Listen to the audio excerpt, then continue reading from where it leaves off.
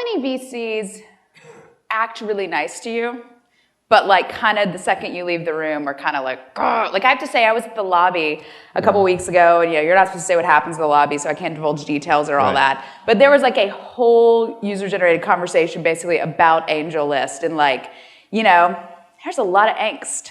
Well, I wasn't invited to the lobby. And I figured you'd give me at least 2 softballs before we launch right into it. No.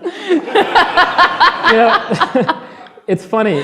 Generally, I would say most VCs who are on AngelList, and almost every VC firm has a partner who is tech savvy or an associate or two who are on I would AngelList. hope every VC firm would have a tech savvy partner. You'd be surprised. There are definitely VCs who are not comfortable using LinkedIn or Twitter and so on. And for that crowd, this is not. There are people on Facebook's board who don't really use Facebook. Yeah, I'm not going to name them. But generally, if they're a tech savvy VC firm, they'll have 1 or 2 people on AngelList.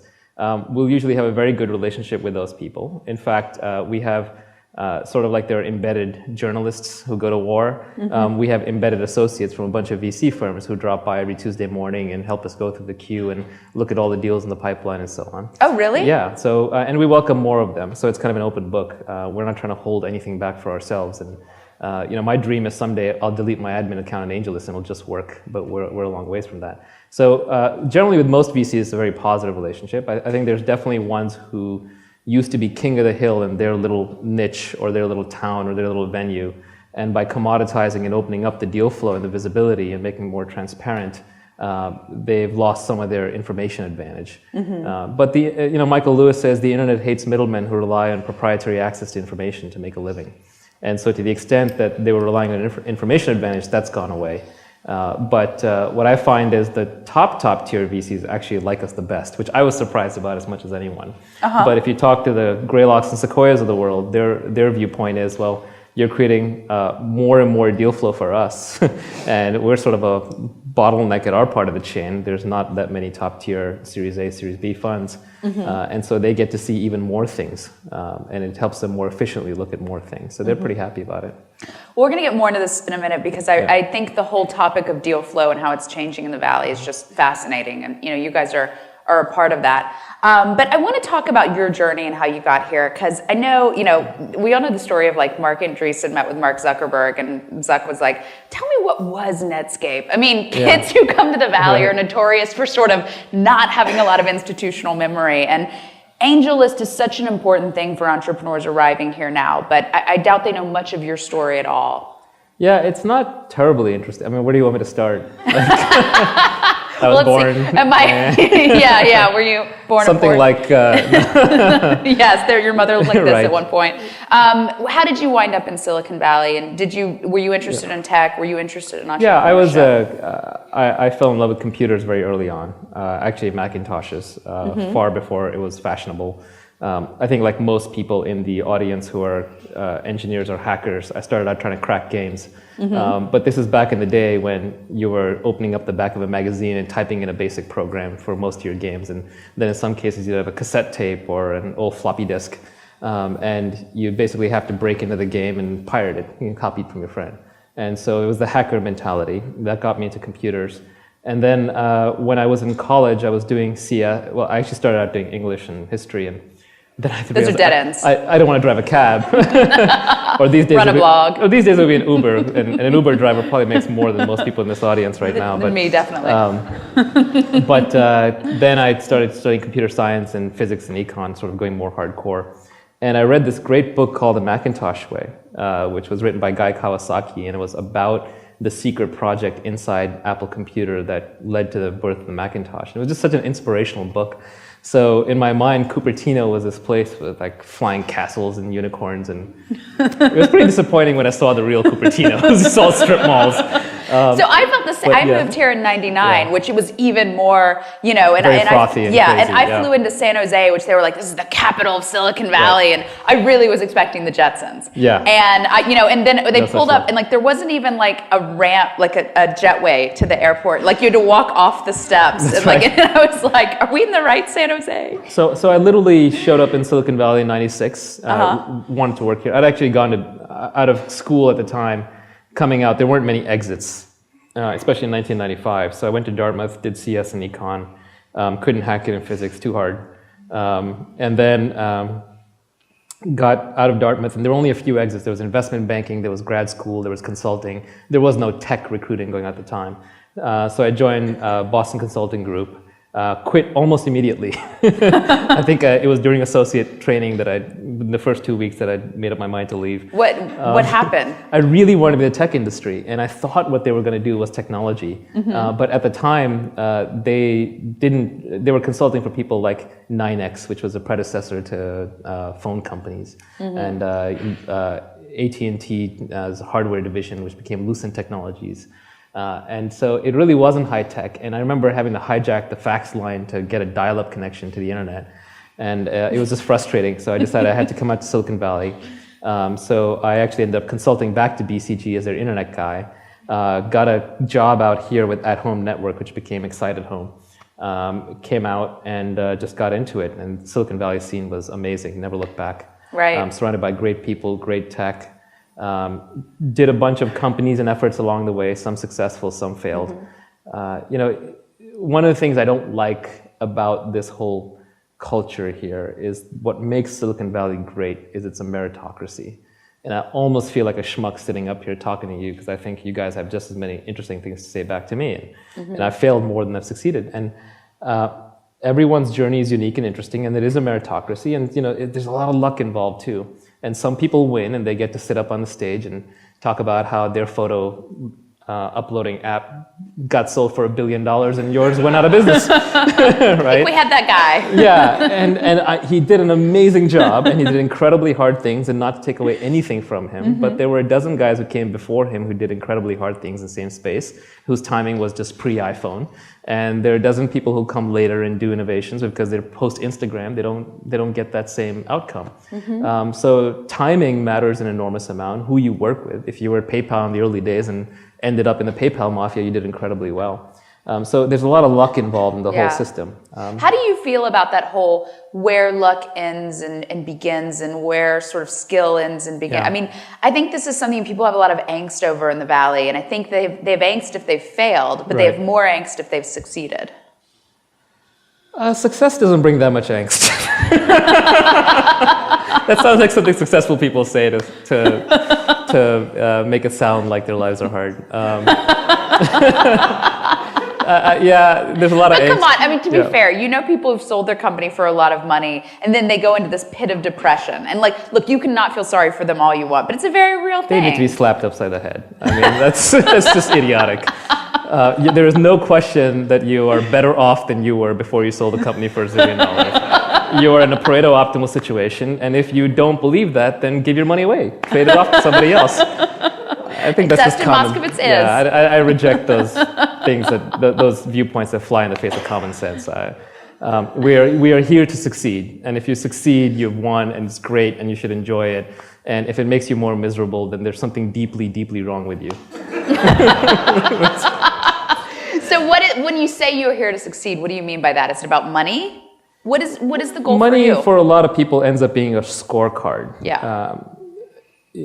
For example, you can get into one of these kinds of gatherings, and let's say that I was at an event before I was speaking at Berkeley, and there were about 300 people in the room, and a lot of them were mentors and entrepreneurs and investors and some very successful people. And I said, how many of you in this room have started a company? And a lot of hands go up, right? And then how many of you have sold a company? And some of the hands go down. How many of you had, sold it and it was a profitable outcome, you made some money? Some more hands go down. How many of you built a product that was unique and new? So you weren't just doing something, a variation of what already existed, but it was genuinely new. More hands go down. And how many of you managed to actually sell that product to customers, to end users, and get them to pay for it? More hands go down. In volume, nobody, right? So the reality is that the history of Silicon Valley is maybe every decade, 20 or 30 new great products get created, and the rest of us ride off their coattails, right? Including me for most of my career. And so we kind of get lucky and we sell our companies to them, or we get unlucky and we don't. Or we invest in them, or we get a job at one of those companies, or we underwrite their IPO, or whatever it is. But the set of actual things that are truly created is very small. And that is the ultimate goal. I think that's why people look up to Elon Musk and Steve Jobs and Mark Zuckerberg, because they've managed to create something brand new that did not exist before and spread it to the world in volume and get paid for it. It's a very, very, very hard thing. Is there anyone who you think is doing that now who doesn't get credit for it? If you had to bet, who's like a year old or so, or maybe 2 years older, will be looking back and saying that about? It's a tough one. I don't. If I knew, I'd be out there trying to invest in them, I guess. I think there's probably a lot of entrepreneurs doing that.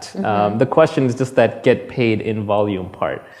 There's no question there are people building amazing, amazing things. And there's some really good technology and good products being built. But I don't want to single out particular people that I think are doing incredibly well. Like, there's some things that are like life-changing. Like Uber is a life-changing experience. When you try it, you're just like, holy cow, that was so great. Everything should work like that. And in fact, I think every vehicle that has a commercial license plate will be Uberized in some form or another, whether it's your planes will be? Commercial license plate. Yeah, planes should certainly be. You should know when your plane's arriving at the gate, actually arriving, as opposed to when the airline tells you it's arriving. You should know when the fire truck or the ambulance is on its way. The fire truck's behind you, it should show up on your GPS. If you're locked out and you call a locksmith, you should know how far away that locksmith is. If you're, the idea that you have to sit at home in an 8-hour window and wait for the cable guy is absurd, right? That's just nonsense. Or where's the UPS person who comes and rings the doorbell while you're in the bathroom? Right? That just shouldn't happen. So in that sense, Uber is one of those technologies because it just shows you what's possible. And I'm a big fan of all the other things around that space that are like that. So one that I would point out is Postmates, but disclaimer, I'm an investor. But that's how I know the company. But they're doing the Get It Now app where they Uberize couriers. So you order from a restaurant or or you want flowers picked up or you're dry cleaning, and you'll see the courier on a map, so you'll know when they're going to pick up the item and come back to you. So I think thanks to the iPhone, there is a lot of that going on. Now there's a computer in everyone's pocket. It's with you all the time. You're constantly using it. In fact, it's just insane how much time I spend on my iPhone. And I'm sure it's probably true for most of you, the Android phone or your iPhone. Yeah. And it's just life-changing. The surprise for me with the iPhone is, because I'm still one of those people who I miss the physical keyboard and I miss the ease of doing emails. And I don't think it is the Jesus phone. But the amazing thing for me is people like you are going to die. I have one. And then Thanks, Naval. All the young kids in the audience who just don't care are going to love the touchscreen. There was a butt coming there. But I have one because I have to function and use new technology. And I'm stunned that, usually on Saturdays I try to, mostly not work, and it's kind of the one day I try to spend time with my kid. And I will be totally informed and actually get quite a bit of work done, but some days not open my laptop for a day or two. And for someone who writes for a living, a device without a keyboard, that's pretty stunning. Yeah, I think almost all usage is going to go to mobile devices and tablets and the like. There are large swaths of humanity who are growing up connected to the internet, but have never owned a desktop or a laptop computer, never will, and nor do they need to. So it's interesting what you said about Postmates. A lot of people see that who were here in the 90s and they're like, oh, it's just like Cosmo. And, I know Andreessen and some others have said basically every business idea that came out in the 1990s was totally a viable idea. It was just done too early. Yeah. Are you a believer in that? There's a lot of truth to that. For example, I did a business called Opinions back in 1999, which did reasonably well and went public as part of shopping.com, but it wasn't the gangbuster blowout that Yelp is. But the reason it couldn't have been Yelp is because at the time, not enough local businesses were online, and there was not enough density of users online that you could get them to review the local businesses. So all the pieces were not in place. It was just a lot harder to do something back then. To give you an idea, with the Opinions, our first round, we raised $8 million. It took us 6 months to ship our website. We had to buy our servers. There were no data centers. Those were brand new. So we had to host our servers ourselves in our office. We had to get a T1 connection, which is a very expensive internet connection to host out to the internet. We wrote our own deployment scripts. We had to buy Sun servers. We had to buy Oracle databases, no MySQL. There was no Git, none of that. So everything was just really, really, really hard and took a long time. And then the addressable user base was 1/100th of what it is today. So just because of network effects and critical mass effects, a lot of businesses couldn't work. Even social networking is not a new idea. Before Facebook, of course, there was MySpace, and before that there was Friendster. But before that, you go to Korea, and there were like dozens of social networks there, including the very famous Cyworld, that predated by years and years. But you needed a high enough density of your friends on the internet that when you sent out that almost retarded sounding "I am your friend, are you my friend" email, you know, like what like playground email. Yeah, exactly, the playground email. It's like, "Are you my friend?" Right? Before you send out that email, I don't recommend doing that with it. It's a little weird. So yeah, it's a little creepy. Yeah, in 1999, just not enough of your friends were online that you would get an answer and get critical mass. So timing is very important. I'm curious your thoughts on Path, because I was talking to someone about this the other day. I feel like I was one of those people who totally like bought what Path was selling when they first came out and thought, you know, yes, I would love a way. I think I was pregnant at the time, and it was like, you know, I don't want to be one of those people who like shoves baby pictures all over Facebook, but like there are people in my life who would want to see every single baby picture, and I loved the idea of a really well-designed social network for friends and families. In practice, Path has in no way been that for me. It is a smaller subset of the people that I interact with on Twitter and Facebook and Instagram, and it basically has no value. I'm curious, is that an example? I mean, for me, I'm sorry, you know, is that an example of something that where that adoption curve isn't quite there yet? It's really hard to say. I think that goes back to the earlier point about how much of it is timing and luck. And you may think everything is right at an intellectual level, but the reality is it just doesn't work in the market yet, or it ends up working a different way than you anticipated. I don't think Twitter turned out to be what people thought it would be. It certainly didn't turn out to be what Evan and Jack. No, it was originally a micro-blogging platform, and it actually started out more about friends tweeting each other about what they were up to. Right. And then from there, it sort of shifted more towards a celebrity-driven broadcast mechanism, and now I feel like it's, at least for me, it's replaced television and newspapers, or at least the information news dissemination part of television and newspapers, along with some weird friend stuff mixed in. But it's its own unique thing. Yeah. I think it's just very hard to tell what these things are going to turn out to be. It's possible Path may turn out to be something completely different. What is Foursquare today, right? It seems to be morphing more towards a Yelp type thing, where you might have originally imagined that it was more about tracking your friends' locations. Yeah, it is more about like discovering things around where you are versus where are my friends. Correct. Yeah. Now, so let's get back to your story. So you brought up Opinions, which was a very controversial company. I mean, okay, I was looking back through the Naval, history of clips on the internet. And, I mean, there was this massive scandal about you suing your VCs. And I was reading this Wall Street Journal article that said, this is going to change Silicon Valley forever because everyone's been too scared to sue VCs before. And he's utterly changed it. Now everyone's going to go ape shit suing VCs, which didn't exactly happen. But let's... I am under non-disclosure as part of the finality. You're not going to tell us anything about your ballsy suing investors I'm legally move. bound. I mean, it's all in the public record, so you can go look it up. Are you surprised that people didn't start suing VCs left and right? It's a very difficult thing to do, and you have to be very certain. Was there anything... Let's just say it did lead to the birth of Venture Hacks, which is what led to the birth of AngelList. Because after that, I was determined that I sort of became the go-to guy in understanding how to negotiate a term sheet. Because now I was very cognizant of what goes into a term sheet and why. And back then, every term sheet used to be custom. And they used to give a lot of power to the investors. Whereas actually today, especially coming out of an incubator, a lot of these convertible notes and so on give a lot of power to the entrepreneur. But entrepreneurs take that for granted. It didn't used to be the case. So with Venture Hacks, we really blogged the game theory of venture capital and how to negotiate a term sheet. But these days, the term sheets are so standardized and they've gotten either more balanced or more entrepreneur-friendly that it's no longer an issue. But AngelList probably wouldn't be here today if it weren't for that history.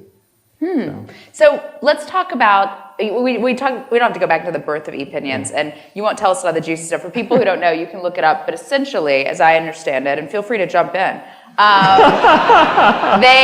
Opinions was sold to shopping.com, and there was a lawsuit because a lot of three of the early founders said that basically they were tricked out of signing their shares back over to the company, and very powerful investors like Benchmark Capital were sued. Is there still bad blood there? Is that part of people's hackles about AngelList? I think there are still people that I would not do business with and wouldn't do business with me, but it's a very small set. So tell us about Venture Hacks. How exactly did that lead to it? Was it people coming to you? Yeah, people coming to me and asking for advice on, hey, what is this term in the term sheet? Should I care about it or not? And so much of it was a black art. I mean, keep in mind, a venture firm probably puts out 10 or 20 term sheets a year. They have institutional memory because they're long-term players for decades in the industry. Whereas you're coming in, negotiating your first term sheet, which is the most important one. You don't know anything. You can easily get taken advantage of, especially with a less reputable firm. And you don't have anyone on your side. Even your lawyers, like the usual Silicon Valley lawyers, get a lot more of their business from the VCs than they do from you. Yeah. And there's just a standard way of doing things. And you have to know what's negotiable, what's not, what's important, what's not, and where you have leverage and where you don't. So that's why Venture Hacks was born. What were some of the ways people were taking advantage of back then?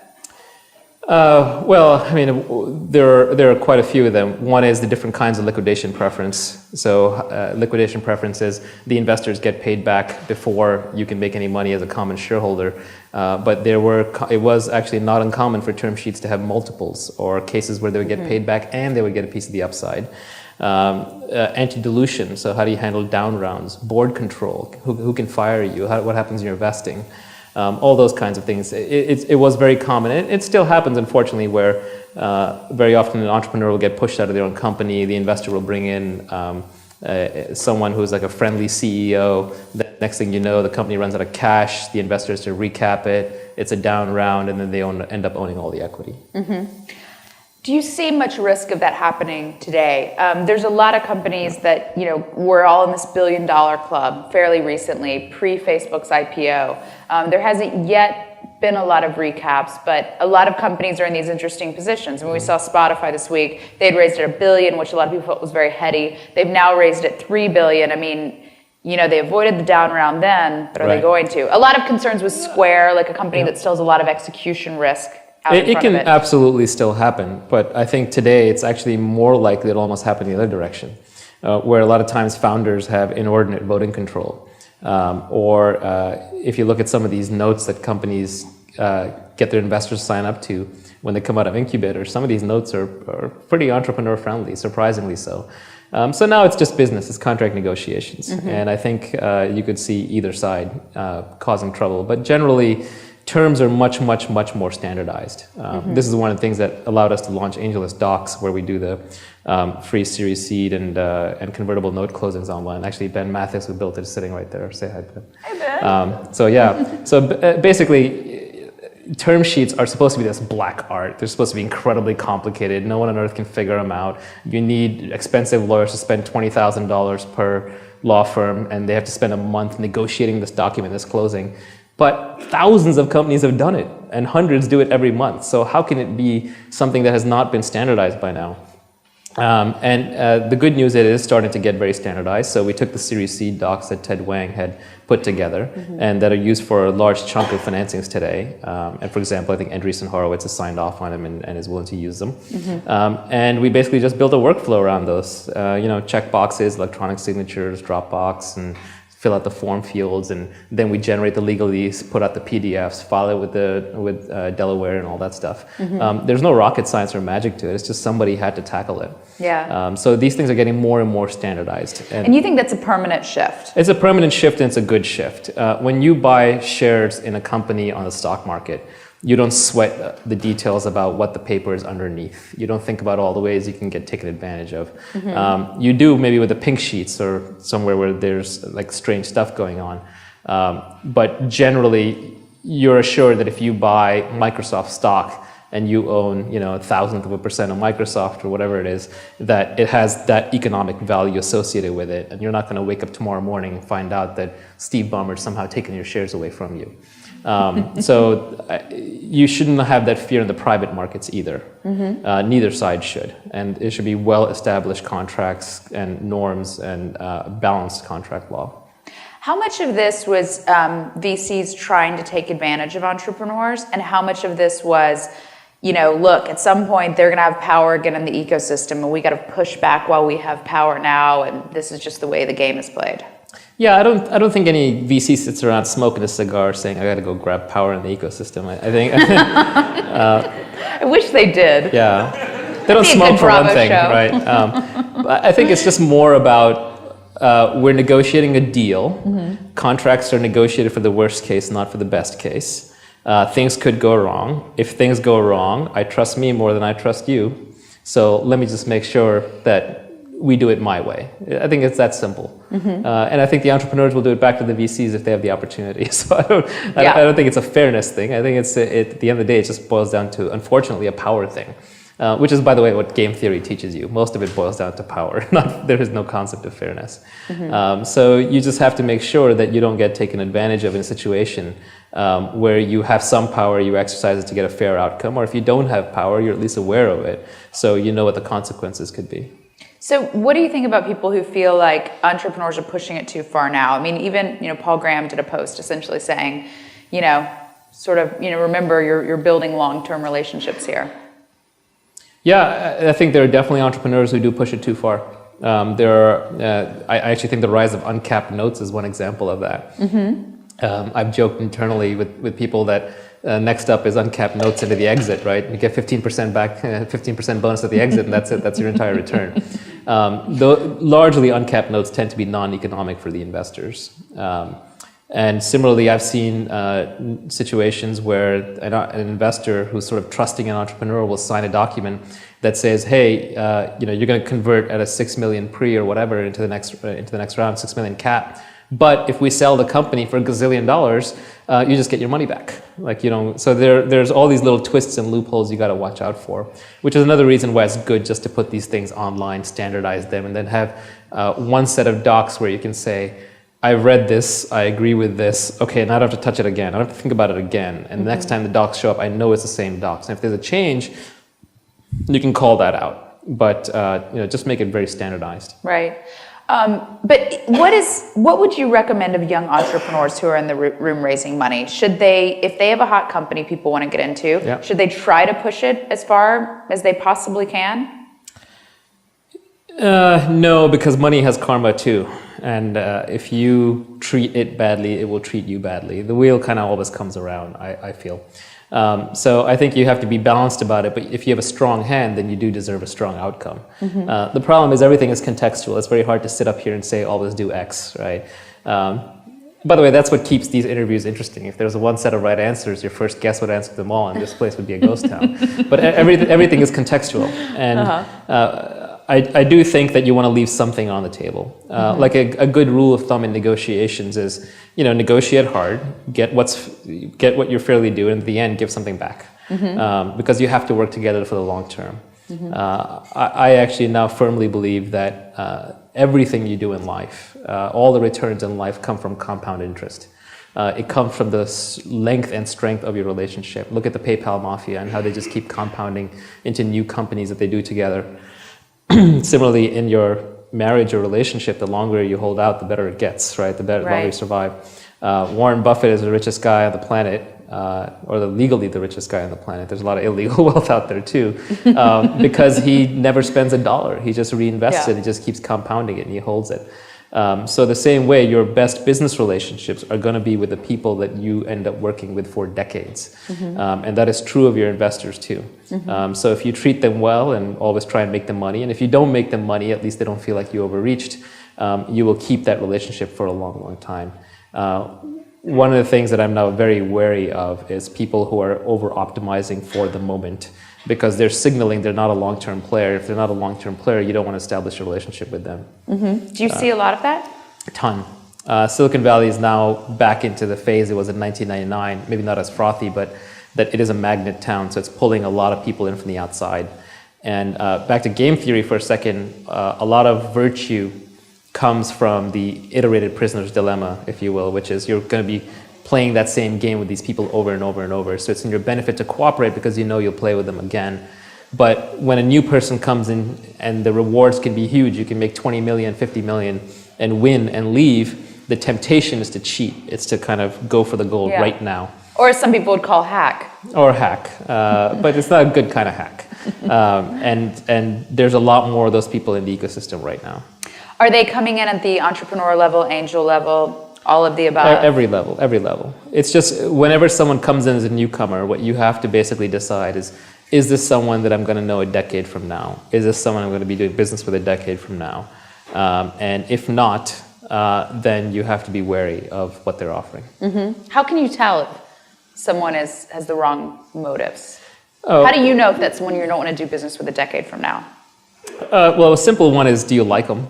If you don't like them as humans, you're not going to associate yourself with them a decade from now. Mm-hmm. Second one is, do you trust them? And you have to pick that up in little ways, because you won't really know until the money hits the table. That's when you see what everyone's actually made of. But you want to try and assess them in little ways. References obviously matter. And you want to see how considered and considerate they are about things. I've definitely, as an investor, I've dropped out of investments because I felt the founder was over-optimizing. And in the grand scheme of things, it was not a big deal. Like, the economics were almost the same. But the fact that they were fighting for this tiny, tiny little piece is telling me that they're overreaching. They're going for too much right now. Uh-huh. How frequently in the Valley do you think people with the wrong interests win? Probably more than half the time. And so, does that bother you? Or you just, if you leave that money on the table, fine?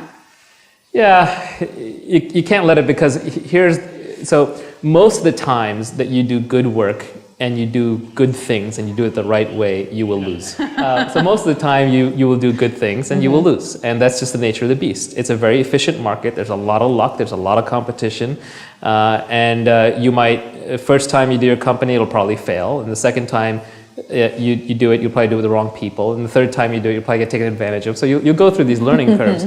But you only have to get it right once. That's the good news. The outcome is usually so good in a binary sense when you get it right, that you just have to get it right once. And what's the risk? I mean, these days, people are writing checks, you're still getting paid, you're living in one of the best cities in the world, you're drinking great coffee, you're hanging out at great bars, you're going to great restaurants, And it's considered glamorous. I mean, we're no longer in a time where if you are at a cocktail party and someone asks what you do for a living, and you say, I don't really work, I'm trying to start a company, like, that's no longer, this guy is a total weirdo. Yeah, I kind of don't like that, actually. I wish it was more that underdog mentality. You and me both, but you're the one enabling all of it.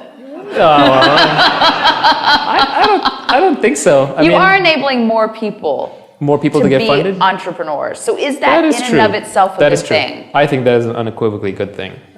What I don't think is necessarily good is for more companies to be funded. I don't want companies that are unfundable to get funded. I think that is a bad outcome for everyone. Because there are a lot of great businesses that can be built without funding, but the moment you add funding, it ruins them. Because now you have these high expectations and they have to do stupid things to generate return for their investors. So you definitely don't want that. But I do think that more startups are a good thing. To me, startups is just small companies and more creativity. So you lump into that lifestyle businesses? Absolutely, yeah. Yeah, the lifestyle business thing is it's a little bit of a put down that comes more from the investor side. But the reality is, I think we would all love to have great lifestyle businesses. Yeah. Right? It's something we're passionate about, something we work on. We set our own hours. We're in control of our own life. No one else is your boss. Yeah. And you can keep the profits, and you don't have to stay up nights or throw up in the shower because you're trying to figure out how to turn it into $1 billion business, and you've convinced everyone around you it's going to be $1 billion business, but you yourself are not convinced, right? So, and then don't tell me you haven't had that moment. Maybe not throwing up in the shower. I was throwing up in the shower a couple months ago. I think it was because I'm pregnant. I think it's because you're pregnant. Yeah, fair enough. But I'm sure look, you have investors. Yeah. You told a story. Yep. How do you feel about the story now? At $20 a ticket, and I think half of you are free. So Reid Hoffman gets how many pennies back of the dollar? Right? The ticket prices, we absolutely lose money on. This is a long-term bet. No, look, I have so much appreciation for sort of everything every entrepreneur I've ever written about has gone through after doing this for 10 months. Yeah, it's and look, miserable. Frankly, I'm not one of these people who will ever go around saying, I just love the early days of a company. No. I never want to do this again. Yeah. I hope I am running this company for the rest of my career. I never want to do what I did for the last 10 months AngelList is my last company, partially because I love it so much. I want to do it forever, and partially because I don't have another one in me. burned. Well, thank God for you and everyone else who's disrupted the industry. The thing that actually disrupted the industry was not us. And I give YC, for example, a lot of credit for pioneering the incubator, the new incubator, but it wasn't them either. The thing that disrupted the industry was just the cost of building a business has collapsed, and that has changed everything. And so, like I said before, we had our Sun servers and our Oracle databases, and now you have AWS, and you want to market, you want to acquire customers, you use Google. You want to do customer service, you do that on Twitter. You want to market, you use Facebook. You want to, host, it's on Heroku. You need some part-time labor, it's Elance or Odesk. You need your site cleaned up, that's Mechanical Turk. You want money, it's Kickstarter or AngelList. So they're just, or they're angel investors. So there's just so much embedded leverage in the system now that a single person with a lever can truly move the earth. It was impossible. Right. I think the venture community, for example, likes to treat Instagram as an aberration. They like to say, oh yeah, Instagram, well, don't worry about that. The rest of you are still going to need $100 million from us. But I don't think that's true. I think we're going to see a lot more Instagrams.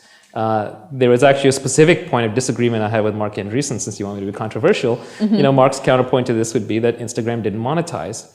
But I think they could have monetized fine with 5 people, 5 additional people. They don't need, and there's nothing about Instagram that needs 200 people. So I think we're going to see more and more and more great businesses built that are essentially built entirely through leverage, that are communicating to the world through APIs, and just have very, very, very little headcount. So they just need very little capital. And because they need so little capital, everything changes. The entire ecosystem changes. The entire nature of the venture industry and the relationship to the entrepreneur changes. And it also changes the biggest pain point that entrepreneurs have right now, which is talent. That's right. Talent is the biggest pain point at the moment. It actually makes it a lot harder because people can go start their own company. So if you don't have product market fit, also in Andreessen's words, why should they come work for you? Why shouldn't they just start their own company or go into an incubator? Certainly if they have a good idea and they have the risk profile and they feel like they're ready, that's your opportunity cost. So the days when you could, before product market fit, you'd raise $1 million and you'd hire your first engineer, give him a quarter point, those days are over. If you don't have product market fit, these people are just late founders, and you have to treat them as such. So it makes it a lot harder to hire. It also means that the entire venture capital community has gone through a massive shift in the last 3 years, which I don't think most of them are aware of. I think many of them are aware that things are changing, but I don't think they understand what a deep level they're changing at. To give you one example, Sand Hill Road became the center of the tech universe because that is the place you used to go to for your first check. It was the first credible money in who took a board seat and had influence over the company. But that position and power moved away from them. In 2007, it started moving toward the so-called super angels, the Chris Sakas and the Dave McClures, and I was doing it for a while. But now, today, that first check privilege goes to the incubators. So, most companies don't go around calling themselves a Sequoia company.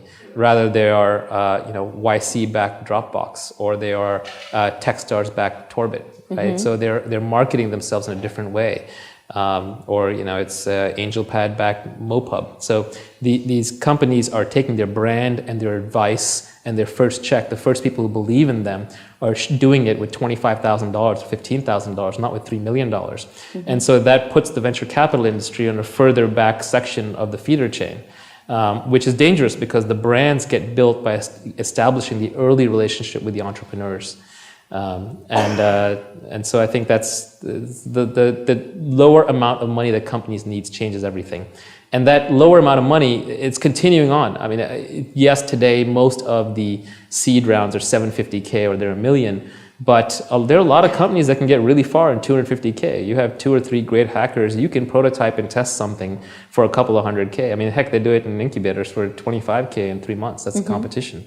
So that lowering cost of building a business is dislocating everything and everyone. So let's talk about the role. I want to talk about the role of the super angels, and I want to talk about the role of VC firms who try to compete with them and get lower and lower down. Because look, I think evidence of what you're saying is how much VC firms have reinvented their model, trying to do this. But let's talk about the super angels first. I think a lot of these, were frankly unsustainable. And a lot of them, while they'll announce they've raised a new fund, if you really talk to the LP community, they've raised it at much lower rates than what they were seeking. And now everyone is very panicked about this Series A crunch that they see coming. And it's interesting, the people I hear freaking out about the Series A crunch are not the entrepreneurs, they're the super angels. I disagree. I think the super angels have had stupendous returns. Not all of them. Really? You think in aggregate? At least the ones that I was investing alongside, the Mike Maples, the Chris Sakas. Maples is a dramatic exception from many sure, of but these even people like you don't think it's the same ratio and that it is in venture capital, where 95% of the returns are coming from 5% Well, of the I'm comparing deals. to the class of 2007, 2008, when we were out investing and the average pre-money was between 1 and 3 million. And VCs wouldn't touch it because it was just too early for them and they didn't know how to write a check for 200-300K. The returns from that class are pretty good. Now, if you go into 2010 and you're seeing prices of 6 to 10 million, same quality companies, more competitive, your returns have to go down. So I think the vintage matters a lot. And super angel is a funny term. It's just most super angels had funds. They just had small VC funds. They just took the angel branding. Right. But they're really funds. They're really VC funds. So to me, the distinction at the end of the day is not drawn between whether you have other people's money or not. It comes down to are you willing to write a small check? Are you willing to decide quickly? And most importantly, are you willing to forego the normal control terms that a VC would have put on you back in 2007? So you say, okay, I don't need a board seat. I'm in the service business. I'm going to help you, and you tell me how I can help you. The super angels as a class, I think, are almost setting up to be the next generation of the branded Series A firms. I mean, they're growing into that. Increasingly, these guys, in order to avoid the Series A crunch, are all doing seed extensions, which they didn't do before. Yeah. And so if you look at the money they're putting to work in a company, it's pretty similar to what Series A used to be. Yeah, the Series A crunch, you could take 2 points of view on it. One is you could say, oh, there's not enough Series A capital. But the reality is, I think it's a little differently. I think that a lot of these companies are experiments. And that's okay. There's nothing wrong with that. They're cheap, low-cost experiments, and they should be treated as such. So if they fail, there shouldn't be any egg on your face. You just go and start over and try again. Look at all the YC companies that go back into YC. Yeah. So there's a recycling here. The problem is the prices have to reflect it. They have to reflect a hit rate of 1 out of 5 or 1 out of 10 instead of the 1 out of 3. And I think early investors who may have had the wrong expectation that it's not an experiment will try and push you into raising a seed prime, as we call it inside of AngelList, or raising a Series A when it's premature. And all you're doing is you're trapping yourself. You're locking yourself into push, like Sisyphus. You're trying to push this rock uphill, and maybe there's no market there, or you missed the market, or you don't have the right team, and it's just almost impossible. So you have to treat it like it's an experiment. The prices have to reflect that. The amounts raised have to reflect that. The attitudes have to reflect that. In some sense, I feel bad for this generation of entrepreneurs because back in my day, if you managed to raise that first few $1 million, the odds of you making it to the next round were 1 out of 2 or 1 out of 3 because there just weren't that many companies that had raised $5 million. But today, if you raise a seed round, the odds of you making it into a Series A are closer to 1 in 10. So the odds are against you. You just have to be more comfortable with the idea of failure. So I think it's better if you're going to fail fast, fail early, acknowledge reality, and then try again.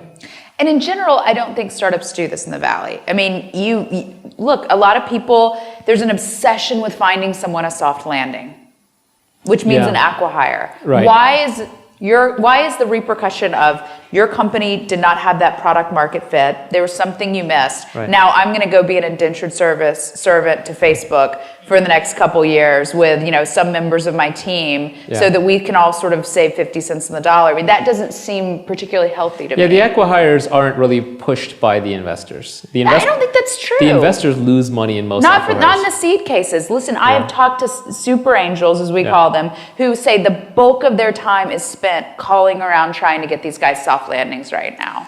Yeah, they're really hard. No, the set of companies that get soft landings is very small. I think it's overrated in the press because if your company dies completely, you're not going to talk about it. You're not going to tell anyone about it. But if you get the acqui-hire, then you get to save face and you'll trump it up a bit, and so will the investors, so you'll hear about it. So there's just an evidence bias here, which is but they've dramatically increased. I think the demand for people trying to sell them has gone up. Well, supply has dramatically increased, but the actual closed transactions, I don't think has increased all that much. Not most companies do not get soft landings, even the ones who want them. And I don't think it's so bad for the entrepreneurs necessarily, because you go hang out at Google for a year or 2 or 3, and they pay really well. They'll give, and the acquirers are getting very smart about separating the investors from the talent.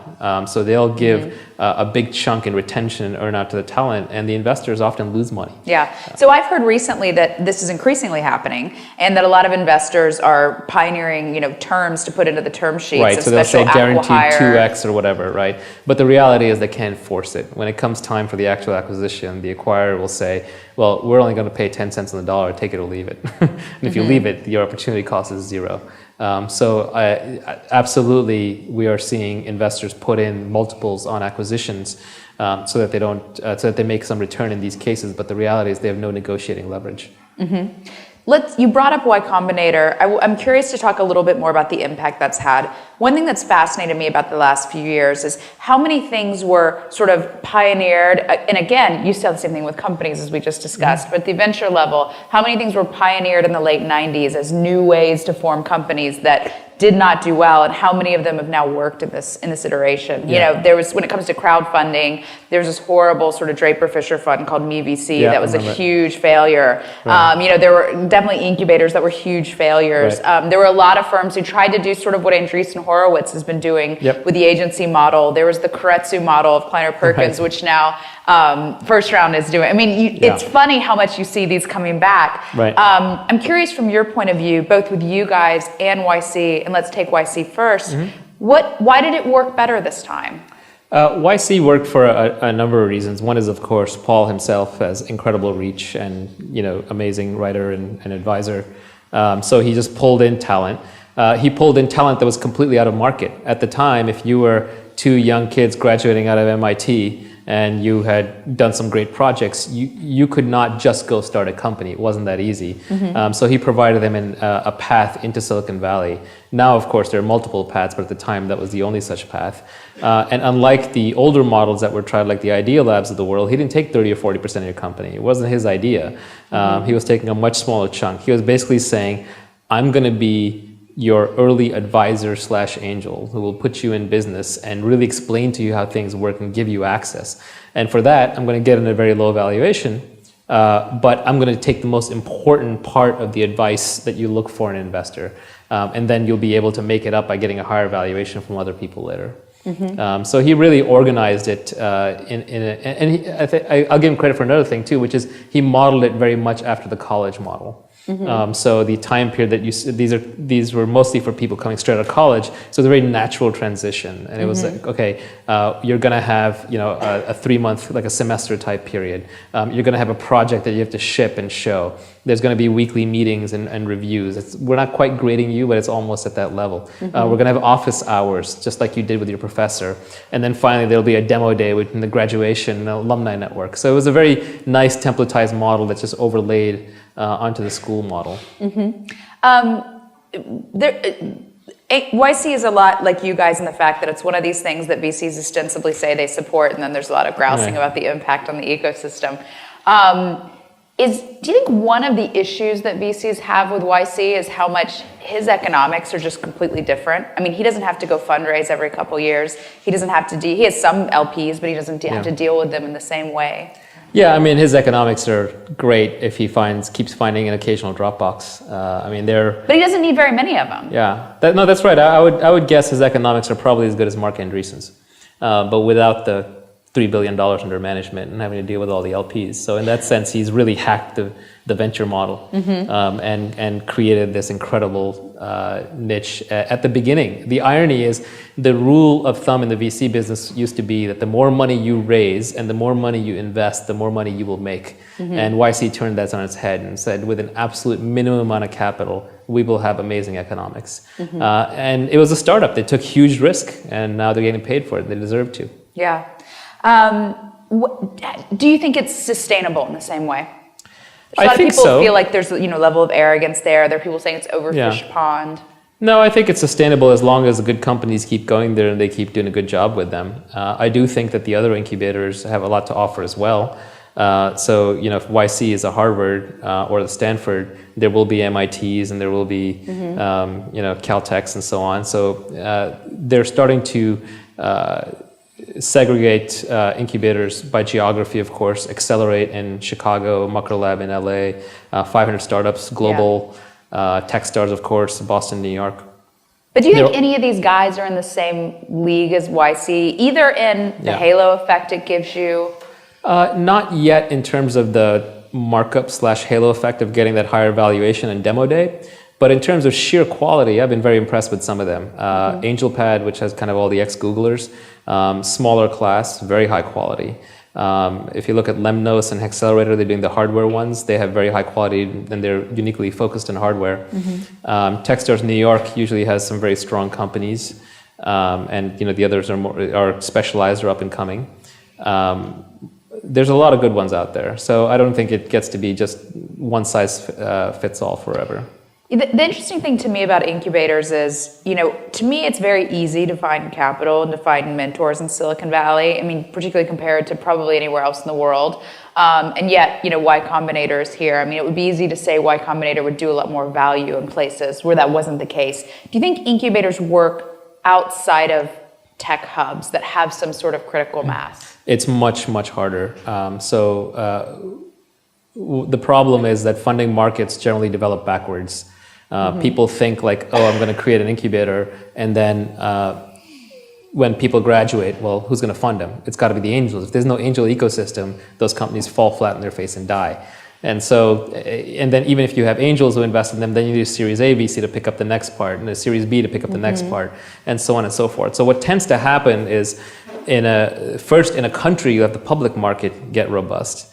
And then after that, you'll have mezzanine investors come along who will just cherry pick deals right before they go public. And then you'll have the late stage, then the earlier stage, and so on. So YC had to move here from Cambridge because they couldn't have worked anywhere else. There just wasn't enough of an angel ecosystem. Now there is an angel and Series A ecosystem in at least New York and Boston and one or two other places. London and the rest of the US is a little dodgy. But not in a bad way, but just, there's not enough VCs. Like you go to Austin, there's 2 VCs, right? I love Austin, great place, 2 VCs. And one of them spun out of the other, so they all talk, right? They smoke cigars. What's happened is some of the newer incubators are actually performing a very important function, which is they are moving people around. So if you look at StartMate, for example, they're an Australian incubator, and they have top-notch quality, partially because they cream skim the entire country of Australia. And they pick a few of the best companies, and then they'll work with them for a couple of months in Australia, but then they'll move them here to the US and spend the last 2 months here and then take them around for demo day and funding. And like Founder Fuel is doing that out of Montreal and so on. So they are building the bridge, because if you're an entrepreneur in that area, you don't have that bridge to the investors. So you rely on the incubator to help you do that. So actually there's forming sort of a symbiotic relationship with AngelList, because they will train the entrepreneur and help them at the beginning, and then to the last piece, they'll bring them out here for the demo days and they'll put them on AngelList, and we'll help them meet investors as well. So I want to essentially talk more about AngelList directly. How much, you guys started really with the funding, you've done some stuff on the talent side, you've done stuff with the documents. I mean, you seem to be sort of like ticking down the list of things that irritate entrepreneurs and trying to make it at least more open or easier. How much of that was the original vision of the business, and how much of that is just, well, this worked, let's try this? Right.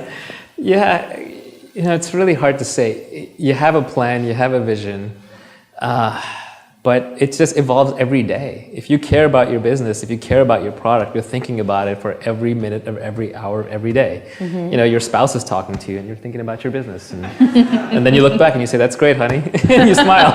And you haven't heard a darn thing she said all over dinner because you've been busy thinking about your business. And if you're not in that mode, then you're probably not in entrepreneur mode. So given that, it's very hard to draw a boundary and say, this is what we meant to do and this is what we end up doing, because it's a smooth continuum. You're always coming up with ideas. And some are better than others. You try them out against the marketplace. So we started with fundraising. We wanted to make introducing startups to investors easier. And then we did some of that. And then we said, okay, we're going to go into Series A. That turned out to be a lot harder than we thought. We've definitely gotten dozens of Series A's done, but nowhere near as many as we would like, because it's a higher bar and more of a relationship business. We thought, okay, we'll go into all small business equity capital. That sort of failed. There are just not that many angels outside of the tech industry. We're going to go global. Well, there's only a few towns where it sort of works, so we're big there now, and China is a black box to us, and probably to everyone who's not Chinese. And then we thought, okay, what other verticals can we get involved in? It is modeled very much after Craigslist. That's not an accident that it's called AngelList. And the Craigslist model is help people find the connections for all the services that they need. And charge for very, very few of them, and make it seamless and quick and easy and no hassle. And so we want to try that. And so the next thing we did was talent, which we launched a couple of months back. And it's not widely advertised, but it's actually quite a bit bigger for us than fundraising.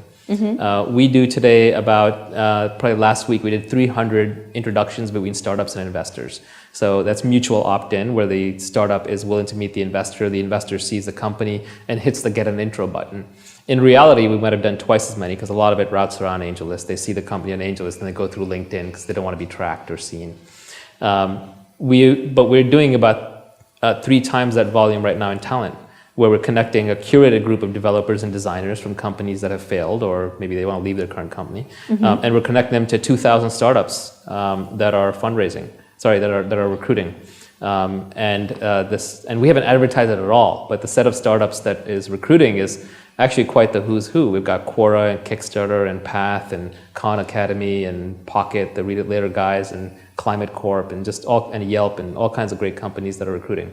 That to me is like the undertold, the less told story of what's working at AngelList, which is the talent piece. Do you charge for that?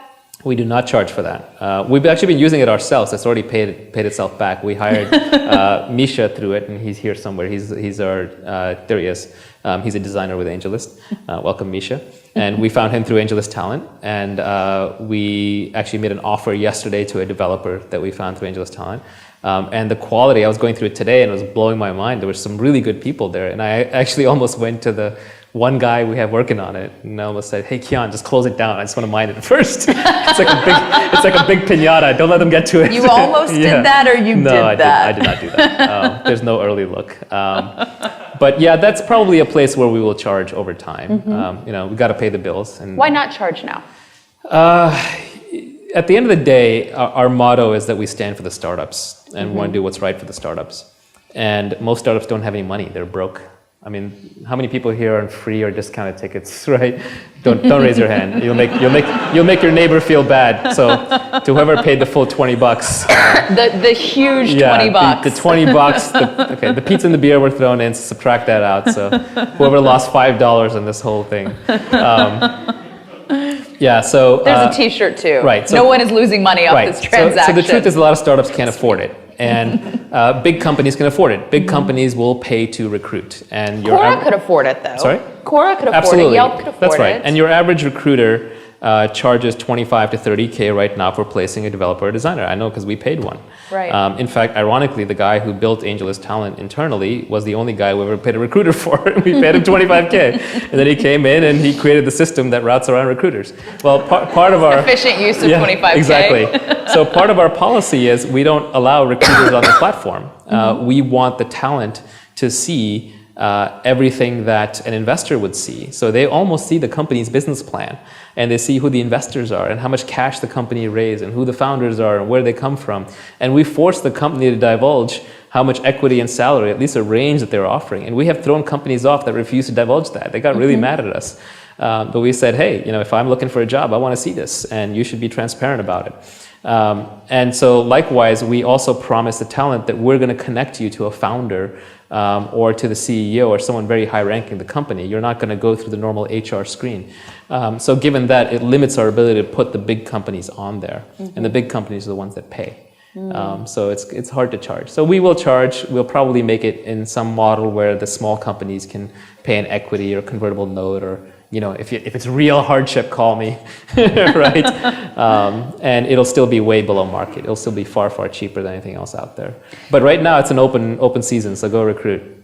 It's a big piñata. How are people finding out about it? It's a good question. I don't even fully know. I think it's word of mouth. Part of it, we did send out one email to our AngelList user base, which gave us a little spike. I think a lot of people come in and they're thinking about creating a company, and they have an aspirational startup, and then they see it. Another one could be that they are researching a particular company and they find the profile on AngelList. But right now we're adding about 250 curated, and this is vetted, so picked out of a bigger pile, startup quality, good people every week. So that's just new people entering the system. It's certainly more than any one company can keep up with. So anyone who says to me that they're having a hard time hiring right now is actually not really looking that hard. I mean, I agree it's hard to hire. It's non-trivial. But it's not hard to meet good candidates. That problem is being solved. What is probably hard is to convince them to join you. Right. What are the other problems that you think entrepreneurs have that are not solved? A big one is customers, getting early customers. There's a lot of stuff that you rely on a top-tier venture investor for, like, who's a good attorney? What do I do for my back office? I need a good PR firm. I need, 2 early enterprise customers contacts. I need an acquirer. All of these people are in the AngelList ecosystem. They all use it in various ways. I mean, we have reporters, TechCrunch, you guys, whoever who are monitoring BetaBeat, VentureBeat. We have M&A groups. There's more than 30 M&A groups that actively use AngelList. Square, Yahoo, Google, Groupon. They pay attention to companies on there. They research them. We just don't make it explicit. Those are very implicit transactions, and you're going to see us surfacing more and more of those. Are you going to charge for that? Probably not. I mean, if you're Craigslist, what is your equivalent of the, I guess, guy listing apartments? Right, Craigslist charges for jobs and for real estate.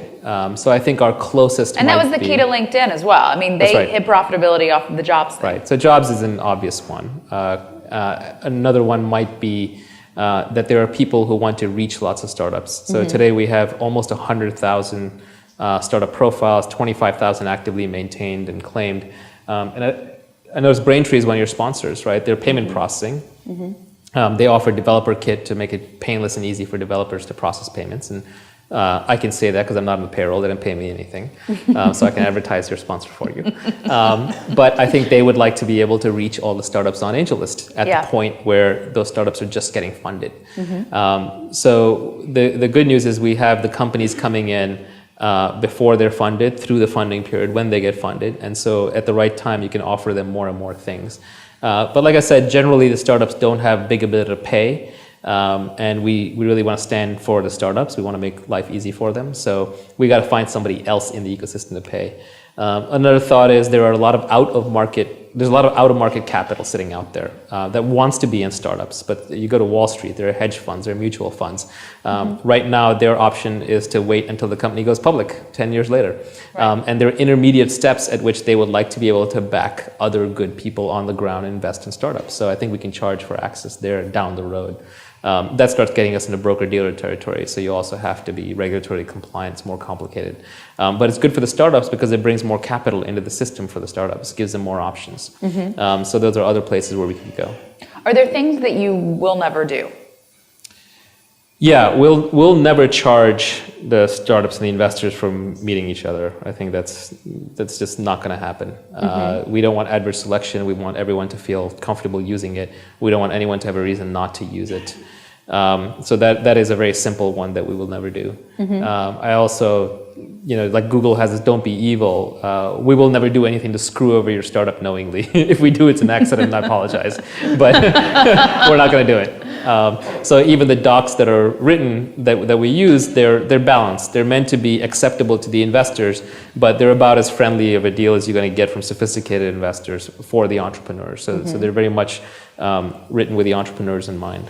Have you had debates in-house of ways that you could be monetizing the service? And like some people think, well, this isn't doing something bad. And then other people think there are. I mean, there's got to be some of those gray areas. Yeah, that's funny. The investors always come up with the same one. They always come to me and they say, why don't you charge every investor who's on angel lists? I'm like, I don't want to do that. I don't want to give them a reason to not be on angel list. But they say, no one would care. You could charge them, $1,000 a year. Mm-hmm. Like, well, that's not even worth it. I might as well sell tickets to PandoMonthly. So that's a money loser if I ever heard of one. So we're not going to do that. But for some reason, the investors always come up with that business model. So there's been no debate around that.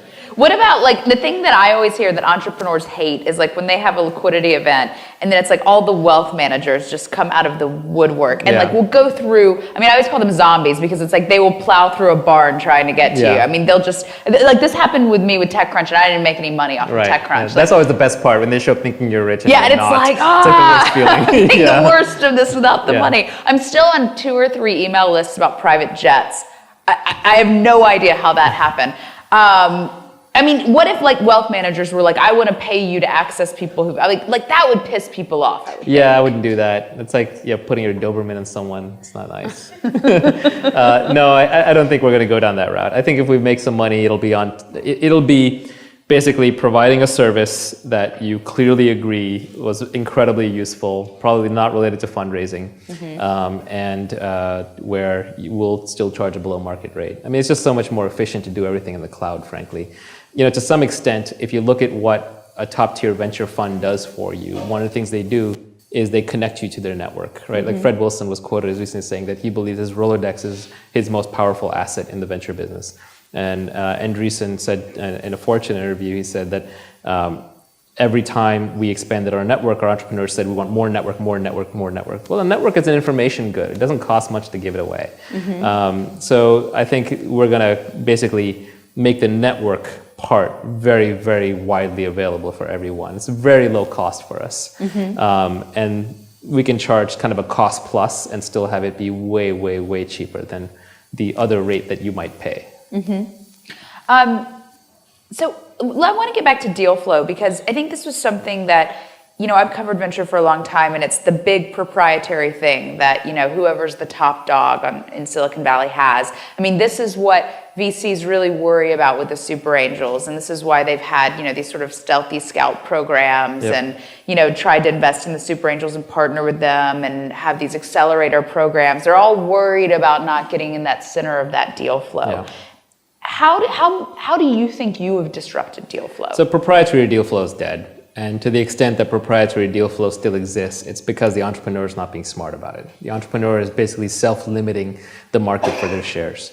And that's just silly. The good news is there are dozens of great venture firms, not 5 or 10. There's dozens, maybe 100, maybe over 100. There are hundreds, maybe thousands of great angels who have started their own companies, exited them, are operators and are very entrepreneur friendly.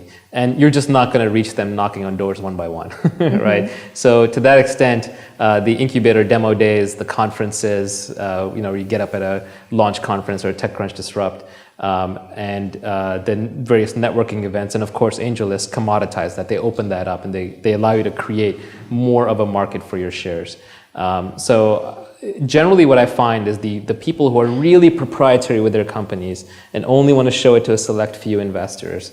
And I hate to insult my own generation, but it's the older entrepreneurs. They're still doing things the old-fashioned way.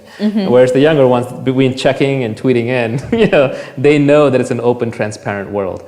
So they're more open-minded about who they talk to. And so I think proprietary deal flow is basically dead. The percentage of deal flow that was proprietary and closed in 2007, it was probably 90%. Today it's probably less than 50 and it's declining fast. And it's now going across into other verticals too, like enterprise and biotech.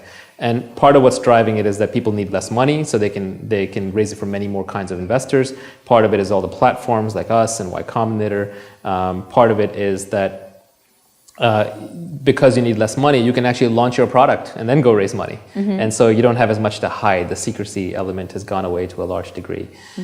So I think proprietary deal flow is dead. Now what VCs do have is proprietary access, which is their ability to get into a deal. And the really hot deals, especially the consumer ones, are sort of obvious to everyone because they're getting crazy numbers. So everybody wants to get in. So how do you get in? And that's about your brand and your access and your know-how and your knowledge. But even there, I don't think it's all necessarily good news for the investors. It's good news for the top tier because their brands are so powerful, like an Andreessen or a Sequoia can outmuscle almost anyone getting into a deal. But that being said, there are a lot of emergent brands. The super angels are all emergent brands. Google Ventures, comes out of nowhere, and Yuri Milner. So there are a lot of new brands. And most of the new brands that have come out in the last few years have been built on the notion of being entrepreneur friendly. Yeah. Y Combinator is built on that notion. We're built on that notion. True Ventures and Andreessen, they're all built on the notion of we're going to do what's right for the entrepreneur, even if it's economically bad for us. I was in a deal as an investor with SV Angel, and this was a while back. And I remember the company was shutting down, and it had like $75,000 left in the bank, and it was not a large amount of money. And SV Angel basically just said, okay, we're just going to let the entrepreneur keep the remainder and use it to, find his next job and tide him over. I was like, wow, like that was mind blowing. And so we all went along. We followed that lead, but it was a very nice thing of them to do. And I think they've also built their brand on being very entrepreneur friendly.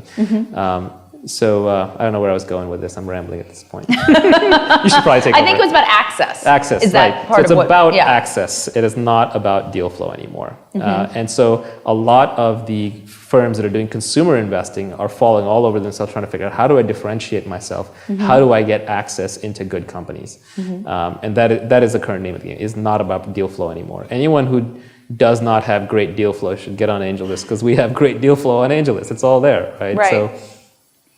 So what about the role that the brand that each venture capitalist is building for themselves is playing? I mean, when I first moved here, venture capital was sort of coming out of the shadows for the first time. And then after the crash, there was a real reaction to it. And everyone, your best friends at Benchmark, I think, were the most extreme because they had a book written about them. And they were like, we are not ever going to talk to a reporter for 5 years.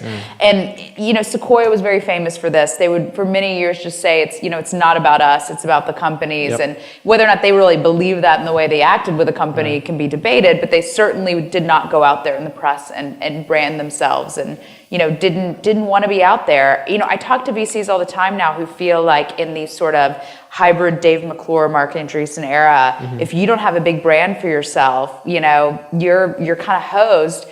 But at what point does that become you're taking credit for what the entrepreneur's done and kind of come back to bite you? Yeah, brand is a really weird thing. Personally, I just think it's funny how they've managed to brand money. And it's the ultimate commodity, right? It's like branding oil. Like, do you really care about Shell versus Chevron? But it turns out you do. And the reason you do is because the VC brand often reflects how nice they're going to be to you once they have control. So it goes back to this entrepreneur-friendly thing, because if you raise a large amount of money, eventually you will lose board control. You will have VCs kind of controlling the, your relationship in the company and your tenure and supporting you or not supporting you. If you ever hit a hiccup, you're going to have to get a bridge round from them, because no one from the outside wants to fund you while you're on the decline. And those terms matter. So to me, brand is much less about value add and is much more about entrepreneur friendliness. So I encourage entrepreneurs, go for whoever trusts you, likes you, and will support you over who you think is going to add value. Because the add value thing you can now get from many places. You could argue that the incubators have taken over a lot of the early network and value add and advice giving. Good advisors are cheap. If let's say that there's an investor who says they're going to be value added, but you're going to pay $2 million in your valuation, well, I guarantee you can find great equivalent advisors for a lot less than $2 million. You can give them stock. So it really boils down to how are they going to treat you when there's control issues. So the good news is it's pushing the industry in an entrepreneur-friendly direction. Yeah, that's where the best brands are built. There's really been an aggressive move against the value add VCs bring. I mean, we had Mark Pincus, a couple months ago, and he said that, Yuri Milner is an ideal investor because he doesn't want a board seat. He gives you lots of money. He doesn't bother you. I mean, over and over again, when you talk to entrepreneurs, you hear that. And I feel like that's been the fashionable thing that people have gone after. Daniel Ek actually sort of said the same thing in his fundraising advice last week. But for an entrepreneur kind of coming to Silicon Valley for the first time, is that really good to optimize for an investor who, either is a seed investor like, Dave McClure or Ron Conway, who's so spread so thin, or, someone whose brand is about, I'm not going to take a board seat or bother you. Isn't there some role for VCs and investors being Absolutely. involved? I mean, nobody else is going to care to the level that a VC who has a lot in the company will care, but that can backfire on you too. So I think it ends up being a mix, and the market is finding its bearings on this, but you get your early advice from the incubator and your early network from there. And then after that, you get your first big bet from a McClure or a Conway, because they are very prolific with writing those early stage checks. So at least you get an early believer. And then you probably have one or two angels in your round who have invested more, really care more about the company, and maybe you put them on your board or you make them Sherpas or advisors. And then by the time the VC comes along, you have this other constituency that can advise you, support you to making sure you have a balanced relationship with a VC and not an unbalanced one. Like how many VCs are going to screw over a YC company, right? So they have a little cartel over there. Basically, the entrepreneurs have unionized almost through the incubators. So I think it's a good balance. It's a healthy balance. But definitely, it used to be that there was just, you had to get everything in one. You got your advice, your control, your money, and your brand from one investor. And so you had this bundle. And there were only 20 of them. And maybe you only had 2 term sheets. You didn't have a lot of choices. Now you can mix and match a lot more. It's a good thing. Choice is good. Do you have to be savvier as an entrepreneur to negotiate that, though? You have to be very savvy. It's actually a little unfortunate, but the lead in a company, whoever that founder is, who's spending all their time dealing with the investors, I feel like half of one founder of the team will spend roughly half their time over the life of the company just dealing with investors or investor issues. And the investors don't want to acknowledge this, but I've been on the entrepreneur side enough to know that either you're pitching an investor, or you're keeping them happy, or you're looking for the next one, or you're negotiating with them, or you're working on their pet project, or whatever it is, right? But there's just a lot that goes on. So it can be a real time suck.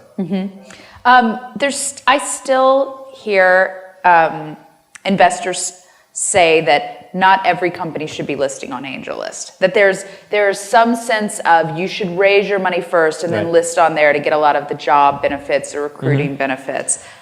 Yeah, I don't think it's in investors' interest to send you to the market, right? That's just obvious. So you have to kind of consider where the advice is coming from. It's true, because AngelList is an online medium, it has different characteristics than fundraising offline.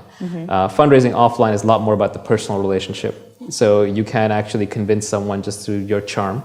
Whereas AngelList is, because online, it's much more objective. So they're going to go based on your metrics, the quality of your product, and frankly, who else is in your round, gives you some social proof, some credibility. Or what famous advisor do you have, or what incredible award have you won, or what have you done? So if you can't show it, if you have to tell it, then yes, AngelList will not work as well for you. But if you can show it, AngelList will actually work better for you, because you get to show it to thousands of investors at once instead of just the 5 that you happen to meet. Right. So you can end up with a very competitive round where you can really set the terms the way you want. But if what's helping you get that competitive round is having a superstar advisor or having a good angel, I mean, like in the case of Rally, they had Mike Maples and they had, Reid Hoffman. I mean, are you really opening up the market that much? Because those guys could get the money. Absolutely. I mean, there are lots and lots of companies that come into AngelList and get funded that have no investors to start out. Loku did their seed and their A, and they had no investors coming in. Taulia did their entire A. So you can absolutely do that. You just have to have something else compelling and credible to show. So I would say today it's probably about half and half. Half the companies that we feature have good committed investors, and half of them don't. They're actually just starting out. And what we're starting to do now is for a lot of companies that come in that are too early to even have something to show, but they just have a good team, we're passing them to incubators. So we did that with 500 startups last month, where in a 2-week period, we sent them 600 companies. All the data was structured, ranked, rated, sorted, social graph, everything. You can see where the Stanford founders are and who was connected to a mentor. We gave them a processing queue just like we used to go through them. And they took in a whole bunch of companies, and they liked it enough they're going to use AngelList as their standard acceptance mechanism into their accelerator from now on. And actually, I mean, it's not a real announcement, like it's not a press announcement, but we're going to do the same thing starting tomorrow. for both AngelPad and Techstars Boston, I believe. And I think by Q1 next year, you're going to see dozens and dozens of incubators that will basically take your application directly from AngelList. So you build your references and your profile in one place. And then if you want to go for angel money, you can do that. But if you're early and you want to go for an incubator, you can go click, click, click, and off you go. Right? Interesting. There's also, by the way, a bunch of VC funds who use AngelList to find their initial 100K seed investment. So I can't announce them yet, but there are two that we're already working with internally where they kind of review basically every deal that goes through that is above a minimum quality threshold, basically not spam. And they say, hey, do I want to be the first one in to write a 100K check into that company? So the companies are getting looked at by people who are using it to find seed deals. So how do those partnerships work for you? Because I know when we talked about the seed documents, it was in your best interest to have. There was a law firm you launched with, I believe it was Wilson Sonsini, yeah. And it was in your best interest to get sort of as many as possible, so it didn't look like there was preferential treatment. Right. I imagine with incubators and investors, that's going to be. That gives people another reason to hate you who are looking for reasons to hate you. No. I mean, it's going to be open. Like, everyone can use it. Every incubator can use it. Every investor can use it. All these processing queues are going to be open. So there's no preferential advantage. We would but never does that do that. kill some of the advantage? I mean, if, again, like... Their advantage has to be done on their brand and what they have to offer. That's so not if you're an incubator or an investor is opting into this, they're basically... accepting your premise that there's no longer a world with proprietary deal flow. That's right. 500 Startups is not getting a better class of applications than Techstars Boston or whatever. If you're 500 Startups, you want as much deal flow as you can get. 500 Startups actually has a huge worldwide network. They have people on the ground in Mexico and Brazil and New York, all kinds of places, London and India. So they are going to get some proprietary deal flow, but they also realize that there are a ton of great companies on AngelList who are coming in not necessarily for 500 Startups. They're coming in to raise angel money, and 500 Startups would love to also have a look at them and try and convince them why 500 Startups is great. So there are many investors who believe there is a stigma to listing on AngelList, and that they say that they see deals that did the circuit that couldn't raise money, and magically they raise money on AngelList, and they argue there's some adverse selection. Do you think that is still a legitimate issue you guys deal with? I don't think so. I think we've been around long enough now that you can see the success cases. I mean, Uber was on AngelList, Pinterest was on AngelList, BranchOut was on AngelList, Rally, Kaggle, Recurly, FlashSoft got sold. I mean, you can go to our done deals page. There are 2,000 companies that have been on AngelList that have gone on to raise big rounds. Okay, and the alumni have now raised over 1.3 billion, and that's a trailing number. We don't get the last 6 months because they don't announce their financings. So the real number is probably closer to 2 billion. There are acquisitions that have been done because of AngelList, right? So you can sit there and pretend that it's not happening, but it's happening. You can bury your head in the sand if you want. There are VCs who tell me, especially ones who are out of market, like they're not in Silicon Valley, who basically say, we would not be in business if it were not for you. We've had recently a good company. We had a Brussels-based VC who has already done 3 deals on AngelList, including a Series A, 2 for companies in Austin, 1 for a company here. Normally, those companies would never be able to reach that VC would never be able to reach that investor. There's a company we'll announce shortly that did their seed on AngelList. Then their A, they had a term sheet here from a well-known VC, and we got them a term sheet from a VC in London. They flew back and forth. They talked to the London guys, decided they liked them better valuation, better partners, went with that. So those channels that just open up, you can't do offline. Right. I do want to go to questions in a minute so that Dave or whoever else is out there, before I yell at them, they can ask you whatever. But I want to talk about your experience with the Jobs Act first. All right, Ben Horowitz, when he was here, was talking about how impressed he was that you went to Washington and changed the law. Yeah, is that how you would characterize what happened? We definitely were very involved in it. The securities laws were written in 1934, which is a long time ago. They probably reference a telegraph in there somewhere. And so a lot of the stuff that goes on at incubator demo days and at these conferences is technically illegal. When someone stands up at demo day, some mentor, and says, "You should invest in this company," that's not completely kosher, or says, "Here's a standardized term sheet that we're using. This is the standard AngelPad or Techstars note." That is not legal. that you're supposed to be a broker-dealer if you're doing those kinds of things. So all of this was operating very much in the gray area of the securities laws. And we bend over backwards to be securities laws compliant. We have a full legal opinion up and all that stuff. And we never touch money. It's part of the reason. But it's still pretty scary. And there are a bunch of products we wanted to offer, like docs, that we could not legally do. It was just illegal for us to offer a docs product without being a broker-dealer. Broker-dealer means you have all these regulations and requirements that actually make it impossible to work with startups. So we wanted to get the law changed. People told us it was impossible, which it actually is basically impossible. We hired a bunch of gumshoe lobbyists who are awesome, and we paid them purely on like a contingency victory fee. And then we just pulled out all the stops. How did you find these guys? Friend of friends through friends at Twitter, actually. And then what really made the difference was we were doing something that we thought was pretty good, which was we were spreading investment and investing around the country. And that's really what Congress wants to hear right now, which is, okay, you are helping companies in my jurisdiction get funded. And so when we went to Congress and we said this needs to exist, all the lobbyists can do is open a door for you. You still got to make the pitch. And we basically showed them how in every state, in almost every major city, we had a bunch of investors and we had a bunch of startups who were willing to stand up for what we were doing. So there was just all this good karma that was paid back. And I spent 6 months of my life just calling in favors left and right. And it turns out there were a lot of them to call in.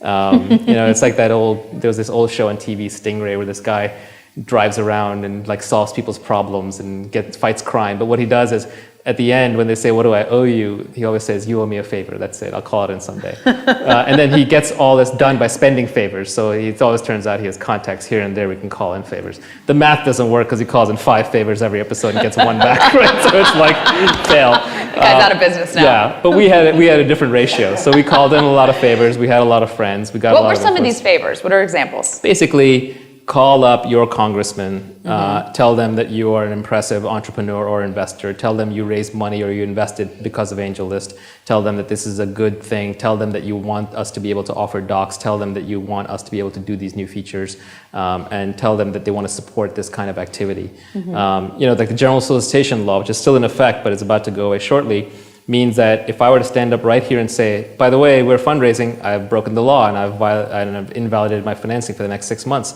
Every time you write an article that says that this company is raising money, boom, you've destroyed their financing. And normally you guys don't care about it because we operate in such a closed little environment here, but AngelList is online and it's global, so it's very visible. You become a target. You can get sued, you get attacked by regulators, by state. So these were the kinds of things that we had to basically make sure were taken care of, and the Jobs Act did it. It was the only bipartisan act signed by passed by this Congress in the last 4 years. We got to go to the Rose Garden, and Obama signed it, and I have a copy and it's sitting next to me, signed by him, which is great. And there's a story there. I'll write a book someday. It was really fun and really crazy. Well, thanks a lot for coming here and saying there's a great story and not telling it on stage. I mean, it's just all crazy detail. Wait, these people need to pay $40 to get the good story? It's funny. It's one of those things like where you pull 100 favors, right? And like I had Mitch Kapoor call up Anna Eshu, who's a Silicon Valley rep, and had Steve Case, work with us to get a piece in his recommendation to the council and so on. And you call in literally 100 favors, and each one of them takes a toll on you. At the end of the day, a random 5 magically come together and make it happen. And then at the end, for a while, it looked like it was going to get shot down in the Senate. I mean, by the way, we had to put together this crazy thing where you had to satisfy the investment banks and the regulators and all these different constituencies. And it ended up being a giant dog's breakfast of different bills combined together. And then some genius, I don't know who, but I can almost imagine is sitting around, probably some congressional staffer. He's like, how are we going to get this thing to pass, right? It doesn't make any sense. Oh, let's call it, let's say it has something to do with jobs. What does it have to do with jobs? Jumpstarting our business startups. Yes, jobs. And then what congressperson can vote against something called the Jobs Act, right? So it was a miracle, right? It was literally a miracle. We had. So that wasn't even you. You don't even know who did that. I don't know who did that, but there was a lot of stuff going on. I mean, there's a guy who works with me, our COO, Kevin Laws, coincidentally, who's like the most likable, pleasant person. Grew up in Pennsylvania. He went with me to Congress, and I get angry. So I'm like Travis, from Uber, where if somebody says, well, all this should be regulated, I'm like, We're from Silicon Valley, right? We don't believe in regulation. But Kevin was, would talk him through, and he'd be friends with everyone, and he'd get everyone to like him, and he'd get everyone to agree, and he'd nod along. And we'd get phone calls from staffers, and they'd tell us the politics. They'd be like, well, he's going to vote against this because he voted against him on this bill, and they're actually horse trading on this, and so, and if you can get Goldman Sachs to sign off on this, then we can trigger this whole back, and this piece will go through. How do you do this, right? So it was like every day there's like a new puzzle to solve. So there were tons of these little things, and then you put them all together. It just somehow, I still can't believe it just sort of magically came together. But it was one of those things that I went into thinking, there is a 10% chance this will work, and it will cost us X dollars worth of effort, and so multiply it through expected value, still worth it, but we'll probably fail. But we didn't, so we got lucky. So was there anything that it was a takeaway from that experience that other groups in the Valley who want to see stuff passed should take? I mean, you were going in with something called the Jobs Act. Other people are going in trying to get reform around immigration, which is a very hard thing. Immigration is a wrong brand. So the moment you say immigration, you're mixing skilled and unskilled, and you're in trouble. So they need to branding is important, right? The other thing is we insisted the entire time that we were going to approach the problem like a startup. And we were told you cannot approach it like a startup. So, for example, anyone that we had to pay, we paid them success fees, right? We were like, you don't get paid if we don't succeed. But they said that's just not the way it's done, right? But that's the way we did it. Another thing was we were asked the last second, it looked like it wasn't going to pass the Senate. And they said, you really have to show your support. You have to show that there are people out there who support this. And so they said, get a petition, get a letter signed by a bunch of people. So we said, okay, we're going to do it our way. We're going to do a little Twitter petition, and we're going to have login with AngelList or OAuth with Twitter, and we're going to have everyone's photos and their bios and all that stuff. And they said, none of that stuff matters. They just want a Word document, right? Just get a bunch of signatures, stop acting Silicon Valley.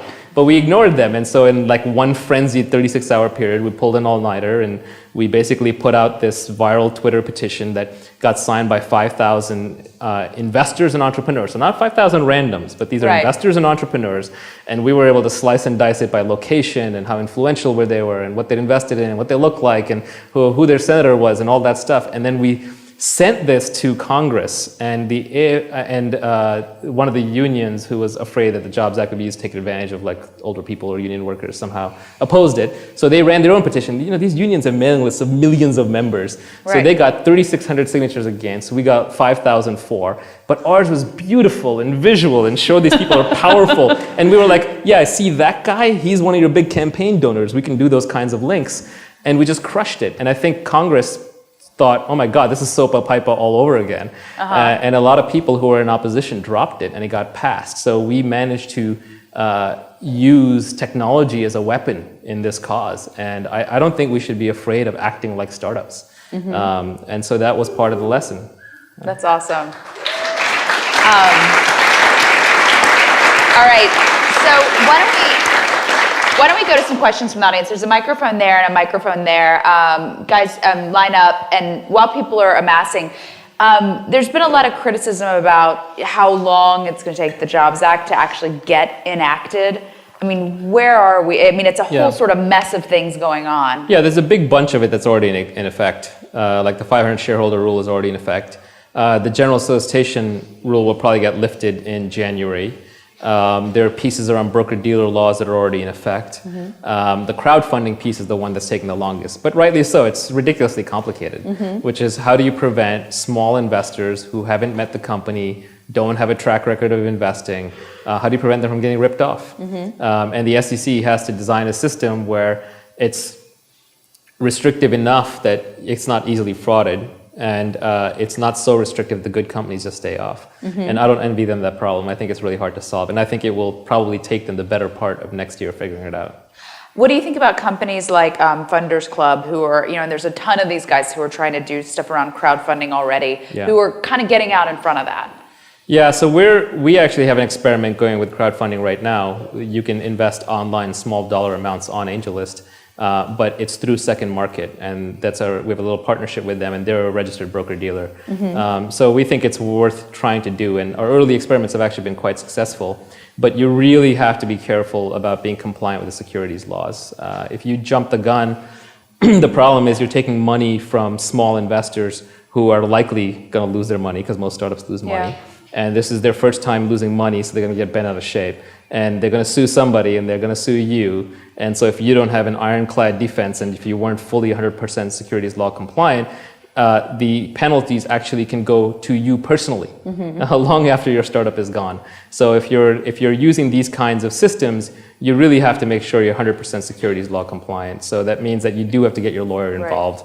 That means you do have to do legal diligence. And I would say right now, our read on it is that the best way to do that is through a broker-dealer.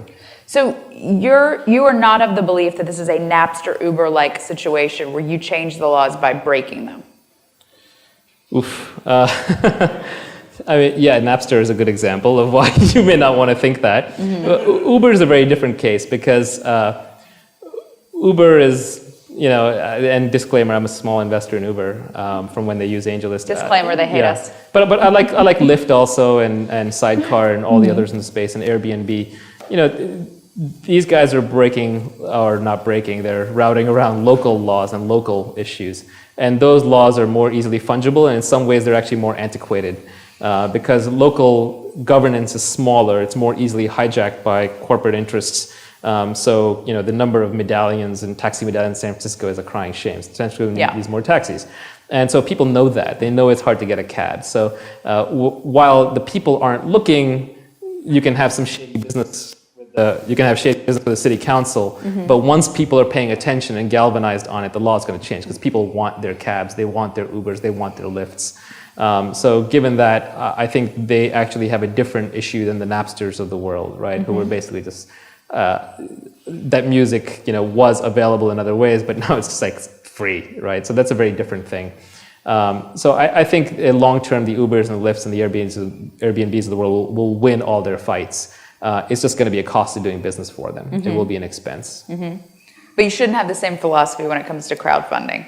No, the securities laws are radioactive. They're very different. The securities laws are not going to, if you get, for example, if you raise money from an unaccredited investor, or if you raise money and handle money through an unlicensed broker-dealer, your entire transaction is void. Not just the bit you did through them, but all the money you raised from all the other investors too.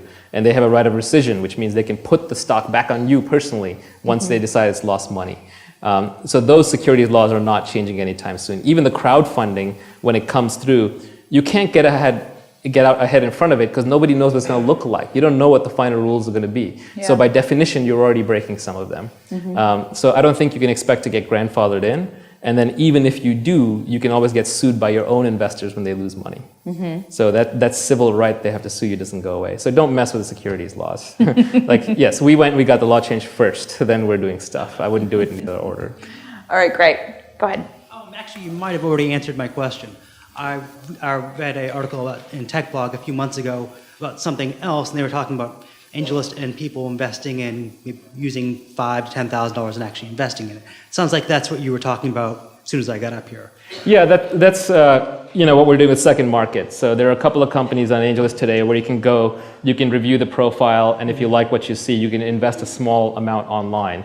And then we'll send you off to Second Market. They'll actually test you for suitability, accreditation, Patriot Act requirements, and then happily take your money and pass it on to the company.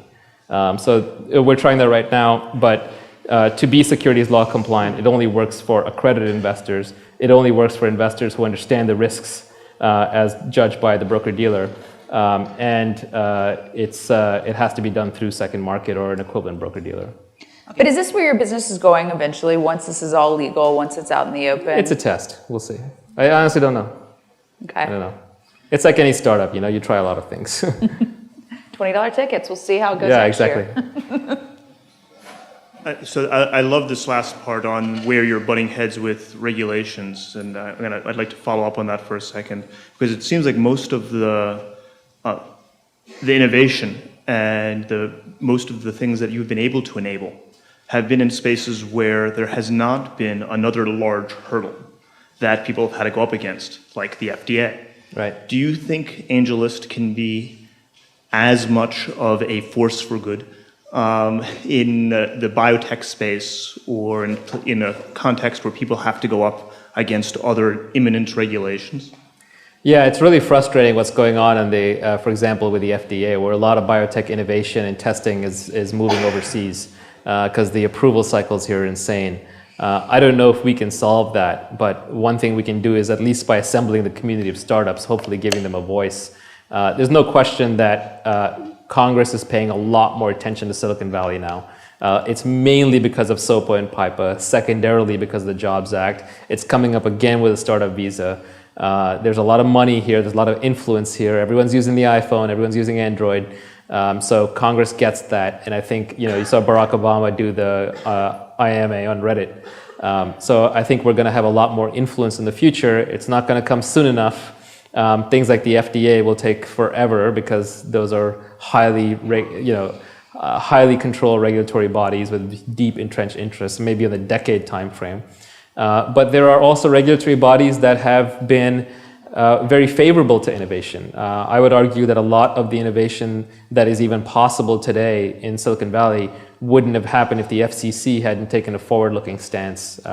You do see the FCC actually passing rules to unbundle more spectrum, to release it from broadcasters, to force, like the Verizon iPhone 5, if you buy it, it's unlocked. And it's unlocked because the FCC said if you want LTE spectrum, then any phone you sell Verizon on that LTE spectrum has to be unlocked. So I hope that's a good model that more of the regulatory bodies can follow, but I'm not holding my breath. It would be good for us to be more helpful in that regard, and we'll try. I think when the Startup Visa Act comes up, I've been very explicit with Steve Case and others that when that comes up for a vote, and if it is narrowly enough targeted at the Silicon Valley interest, i.e. we don't have to, make a decision on 10 other things that are bundled with it, we will do our best to get our community organized behind it. What do you think the odds of that getting passed are? I think they're actually, if it's targeted enough, I actually think it's quite high, especially because of the drubbing that the Republicans took from the Hispanic vote in this most recent election. There's now suddenly a lot of bipartisan vote on immigration. Excuse me. That said, the worst thing that could happen to the startup visa is it gets bundled into the larger immigration debate. What's more likely, though, is that it could be viewed as a quick win, something they can pass that they can all agree on that gets the wheels greased for the bigger immigration act. Okay, great. Hi, my question is about lawyers. Like, what do you see the future of lawyers? Is AngelList going to take them totally out of the equation, that you can just sign a standard document with investors and just get your money? Most lawyers, so by the way, Wilson Sonsini and Cooley and Mofo and a bunch of others will actually do the closing online for free using AngelList docs. There's now about a half dozen of them, although we haven't fully announced it. Ben probably knows the full list. But they never viewed the docs as a profit center. It was a loss leader for them to acquire the customer. And the cost didn't come in actually doing the docs. It came in all the back and forth negotiation because everybody wants their pet sentence or pet clause or pet phrase in there.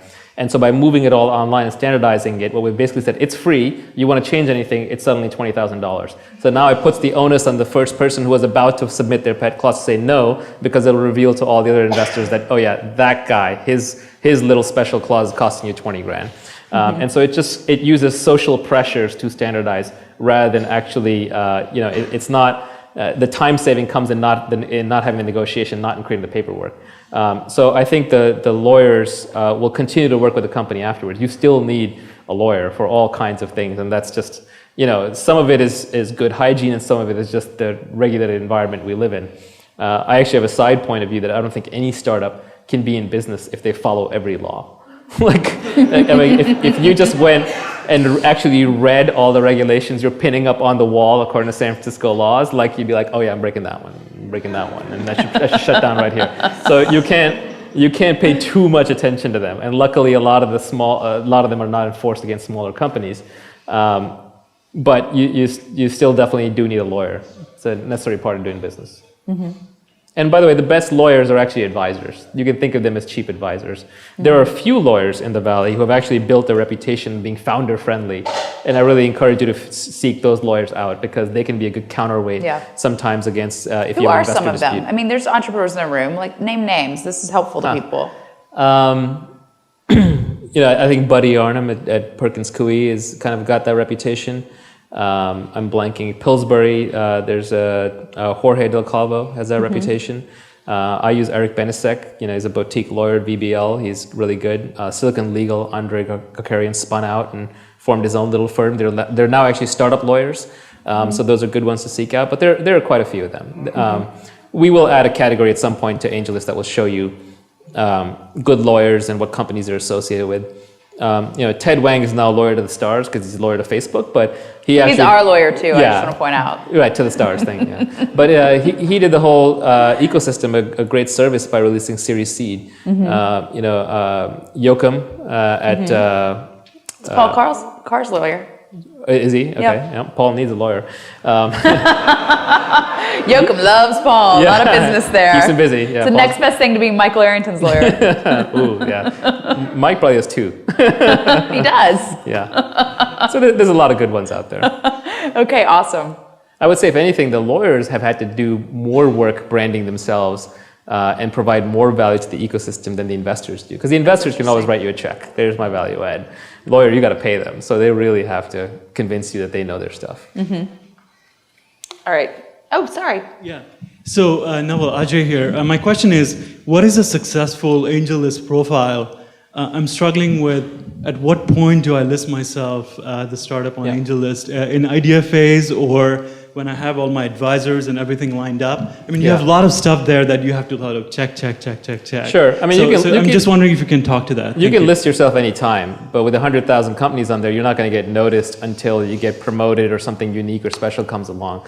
So you can build your profile with impunity. If there's anything even mildly interesting about it, we'll follow it and keep track of it. You're probably not going to get funded until you either have traction, or you have a pretty unique product, or unless you just have a stellar team assembled, or you have some social proof. Those are the four things that investors look at. Like I said, starting tomorrow, you'll be able to use it to apply to AngelPad and to Techstars, and of course 500 startups in the next cycle, and we're going to announce probably dozens more.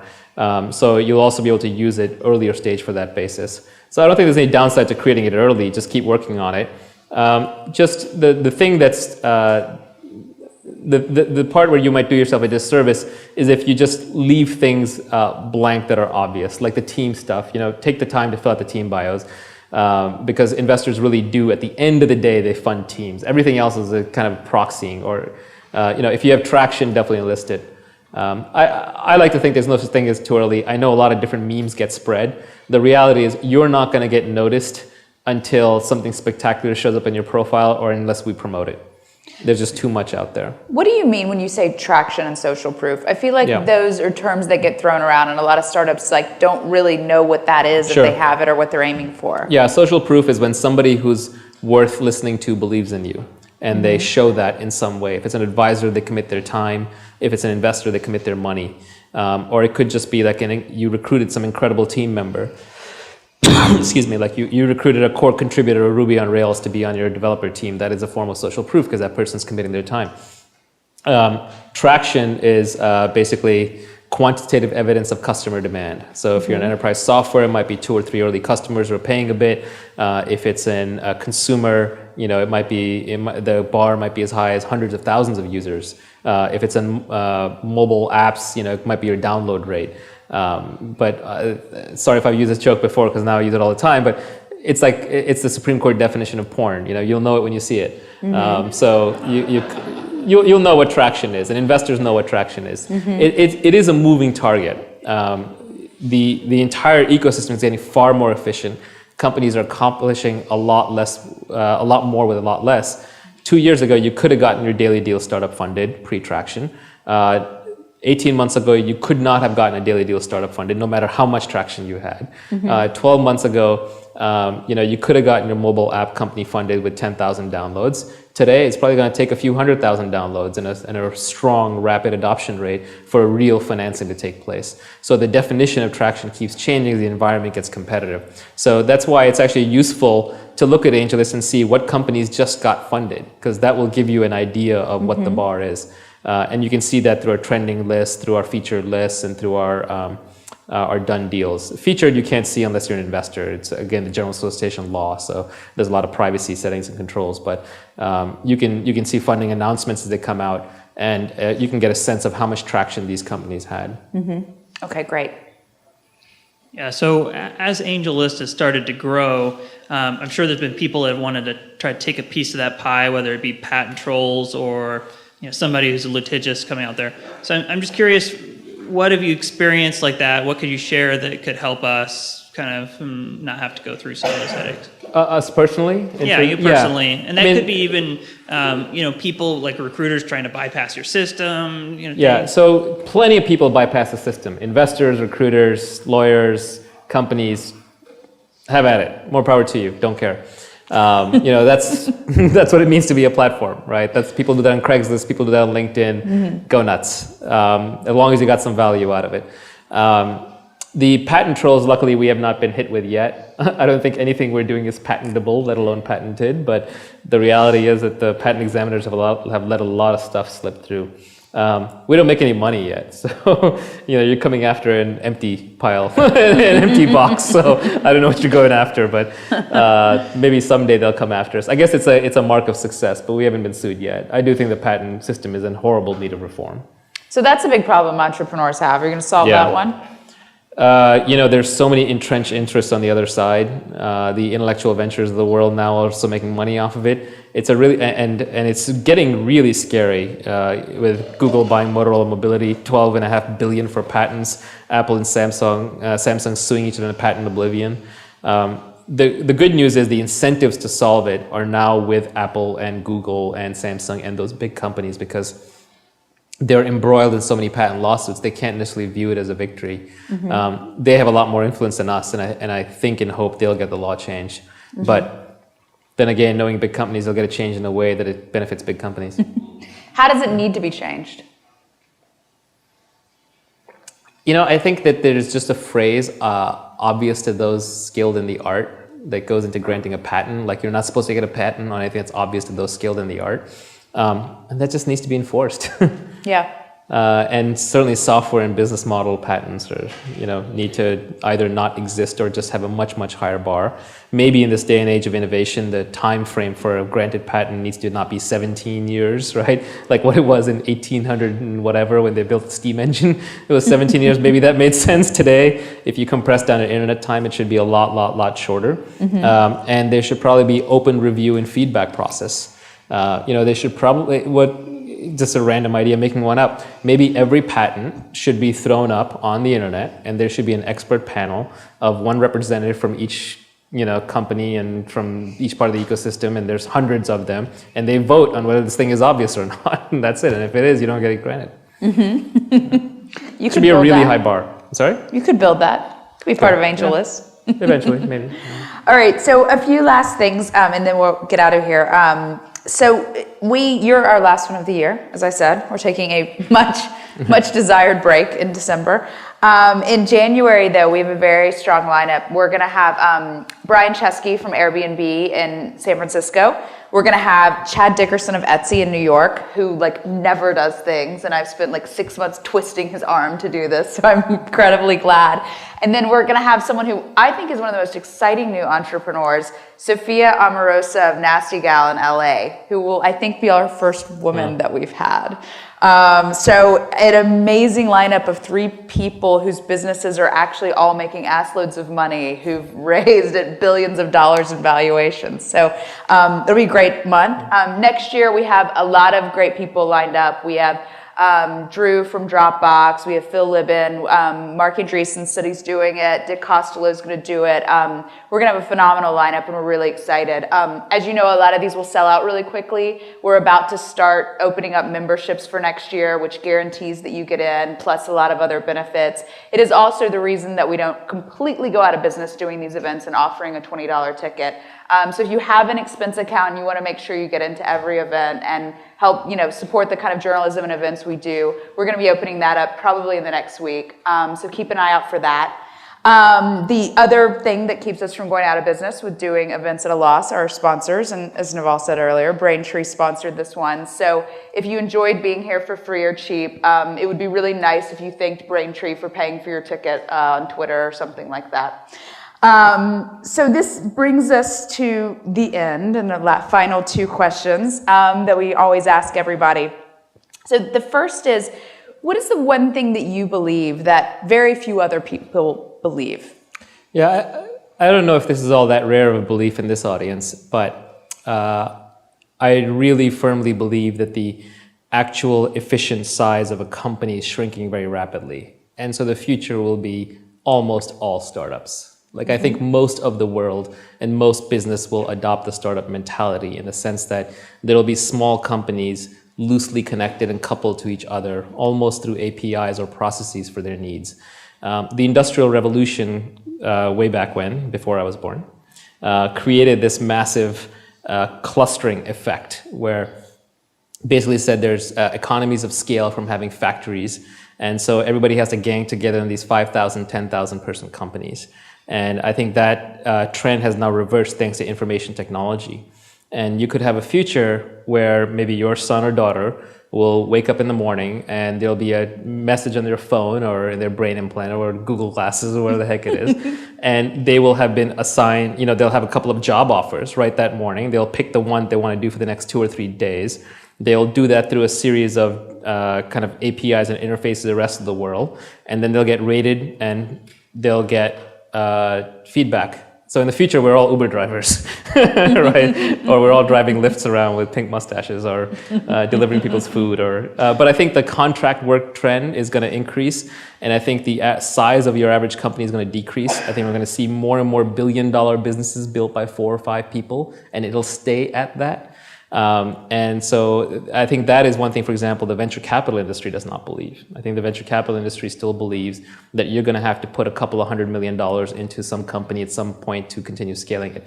I don't think that's true. I think you will be able to break out and outsource pieces that today you don't think are outsourceable. Like you will be able to outsource your sales. You will be able to outsource your revenue collection. You will be able to outsource your bookkeeping and reconciliation. You may not outsource the final stage of your hiring, but you'll outsource the early stage of it. So there's going to be lots and lots and lots of small companies loosely coupled. This is really bad news for all the people who were laid off in the last recession, because they don't think that way. They are going to go and try and find jobs at big companies, and a lot of the jobs that are going to be created now are going to be at small companies, which are going to require them to be more dynamic, more adaptable, more information savvy. A corollary to that is anybody who is comfortable with information technology today has a 10x advantage in productivity or greater over someone who is not comfortable with information technology. And so what you have is a phenomenon where it's, everyone likes to say the rich are getting richer and income inequality, but I think the smart are getting richer. And society doesn't know how to deal with this. And so literally, if you're someone who is good with computers, you can produce 10 times the output with someone who's working with their hands all day, or 100 times, or 1,000 if you're Kevin Systrom. So given that, society doesn't know what to do. We're not meant to handle those kinds of differences in productivity between individuals. And it's very hard to retrain the last generation. And so in the process, I think we're going to try and punish the rich, and we're going to catch the smart in that dragnet. And that's going to be an interesting dislocation. So you think we won't see things like Facebook anymore, where a company in 8 years goes from a handful of guys to thousands and a huge campus and sucking up as much talent as they can? I think any entrepreneur worth their salt could today build Facebook with, if they were building Facebook today and they had the same feature set, they could do it with a few hundred people. Wow. It's just that if Facebook and Google are in the situation that large companies end up in, where the founders know that 80% of the people in there are not really needed, they just don't know which 80%. You can't identify. They're all lost now in the politicking. I think you described Yahoo. Yeah, you can't identify. Yeah, the ratio might be different there, but that's Marissa's job. She's got to get in there and clean house. You'll know she's doing her job if she fires a whole bunch of people. Yeah. That's we've said that since she was hired. She still hasn't done it, so. Well, she's trying to figure it out. She's trying to figure out which chunk. How much of Yahoo do you think needs to be fired? No one's watching anymore. I haven't, the truth is I haven't used Yahoo in a long time. So all of them? I know, I just haven't used it. I don't even know what they do that much. I mean, there are parts of it that are pretty cool, like they have some marketplace products like Yahoo Autos, and Yahoo Finance is probably still the best finance site on the web. But like, we switched off Yahoo Mail a long time ago. Yahoo Search, what happened to it? Right? Yeah. Did they go to Bing or something? Yeah. So Yahoo just needs to figure out what business is not in, cut all of those. So Yahoo doesn't just need to fire people, it needs to exit entire businesses and then focus down a new set. The future is all mobile. So Yahoo's got to bet on mobile, but saying you got to bet on mobile is like saying you got to bet on tech. It's too broad. So you gotta, so hopefully she won't come out and say, we're betting on mobile. Like, okay, yes, of course you're betting on mobile. What part of mobile? Right? So if in the future we're all working for small companies, and in some cases you're even your own contractor and your own startup, does that mean everyone has to work harder? Because people at startups work a lot harder than people at big companies, on average. Yeah, but you're working it your way. There's less bullshit, hopefully. And when you're doing it your own way, it doesn't feel like work. To me, the definition of work is a set of things you have to do that you don't want to do. By definition, if you want to do it, it's not work. That is literally the difference between work and leisure. Right? Like when you play video games, for example, when you're raising cows on Farmville and paying money to Mark Pincus, right, and you're depositing coins into his wallet, that's work, right? Farming is work. Why are you farming? But you don't consider it work because you want to do it. So that's the genius of Zynga. Not looking so genius anymore. Yeah. Okay, I would say that is a thing many people I know do not believe. So you've passed that one. Now, Mr. Ravikant, what would be your mediocre superpower? Yeah, this is a weird one. I tried to think about this. I couldn't come up with a great one. I think so. Mediocre superpower. I mean, you can interpret that a lot of ways, right? Like to someone who is obsessed with world domination, mediocre one might be, continental domination. But I guess you're not going to let me get away with it that easily. No, that's not mediocre. Yeah, my mediocre superpower, if this qualifies as mediocre enough, would be having the ability to say no without feeling guilty. And I kind of feel like, especially now with AngelList, we're in this position where we've sort of taken on the mantle of trying to help all the startups. And you can't help all the startups. Most of them are not ready to be funded. Most of them do not deserve to be funded. You can't meet with them all. They all want to meet with you. They all want personal time. They all want personal advice. And you have to triage. And so you have to say no all day long. And when you say no, you just feel bad because that's, you're setting out to do the opposite. And so I'd just love to be able to say no without feeling bad about it. Make my day a lot easier. I end up in a lot of meetings that I feel guilty. I get guilted into them, but I really don't want to be in that meeting. I want to get out. Your solution could have been a way for you to say yes to everything. Like you just want to be let off the hook. Oh, yeah, but that wouldn't be a mediocre superpower. If you could say yes to everything, then that's a real superpower. Yeah. I suppose. Right, I suppose. right. How many meetings? Because you seem like a pretty blunt guy. I'm surprised you got guilted. I've now gotten ruthless about killing useless meetings. I own the domain idon'tdocoffee.com. So I was a jerk for a while. I would say responses from Naval at idon'tdocoffee.com, but that was too much of a jerk. And I like coffee, and San Francisco has great coffee. So I still do a couple of meetings, but I really try and solve everything by email first. Say, look, if it can be solved by email, let's do that, because then you can help 30 companies in the same time period. You could have met one. Or if you can't do that, let's do a phone call. And if you can't do that, then let's do a Skype. If you can't do that, let's do a meeting, and let's bundle them together. There's 4 of them in 1 hour, and just be very efficient, cut to the chase. And actually, Harj Tagger from YC told me this, that when he shortened the amount of time that he spent in office hours, it got way more efficient.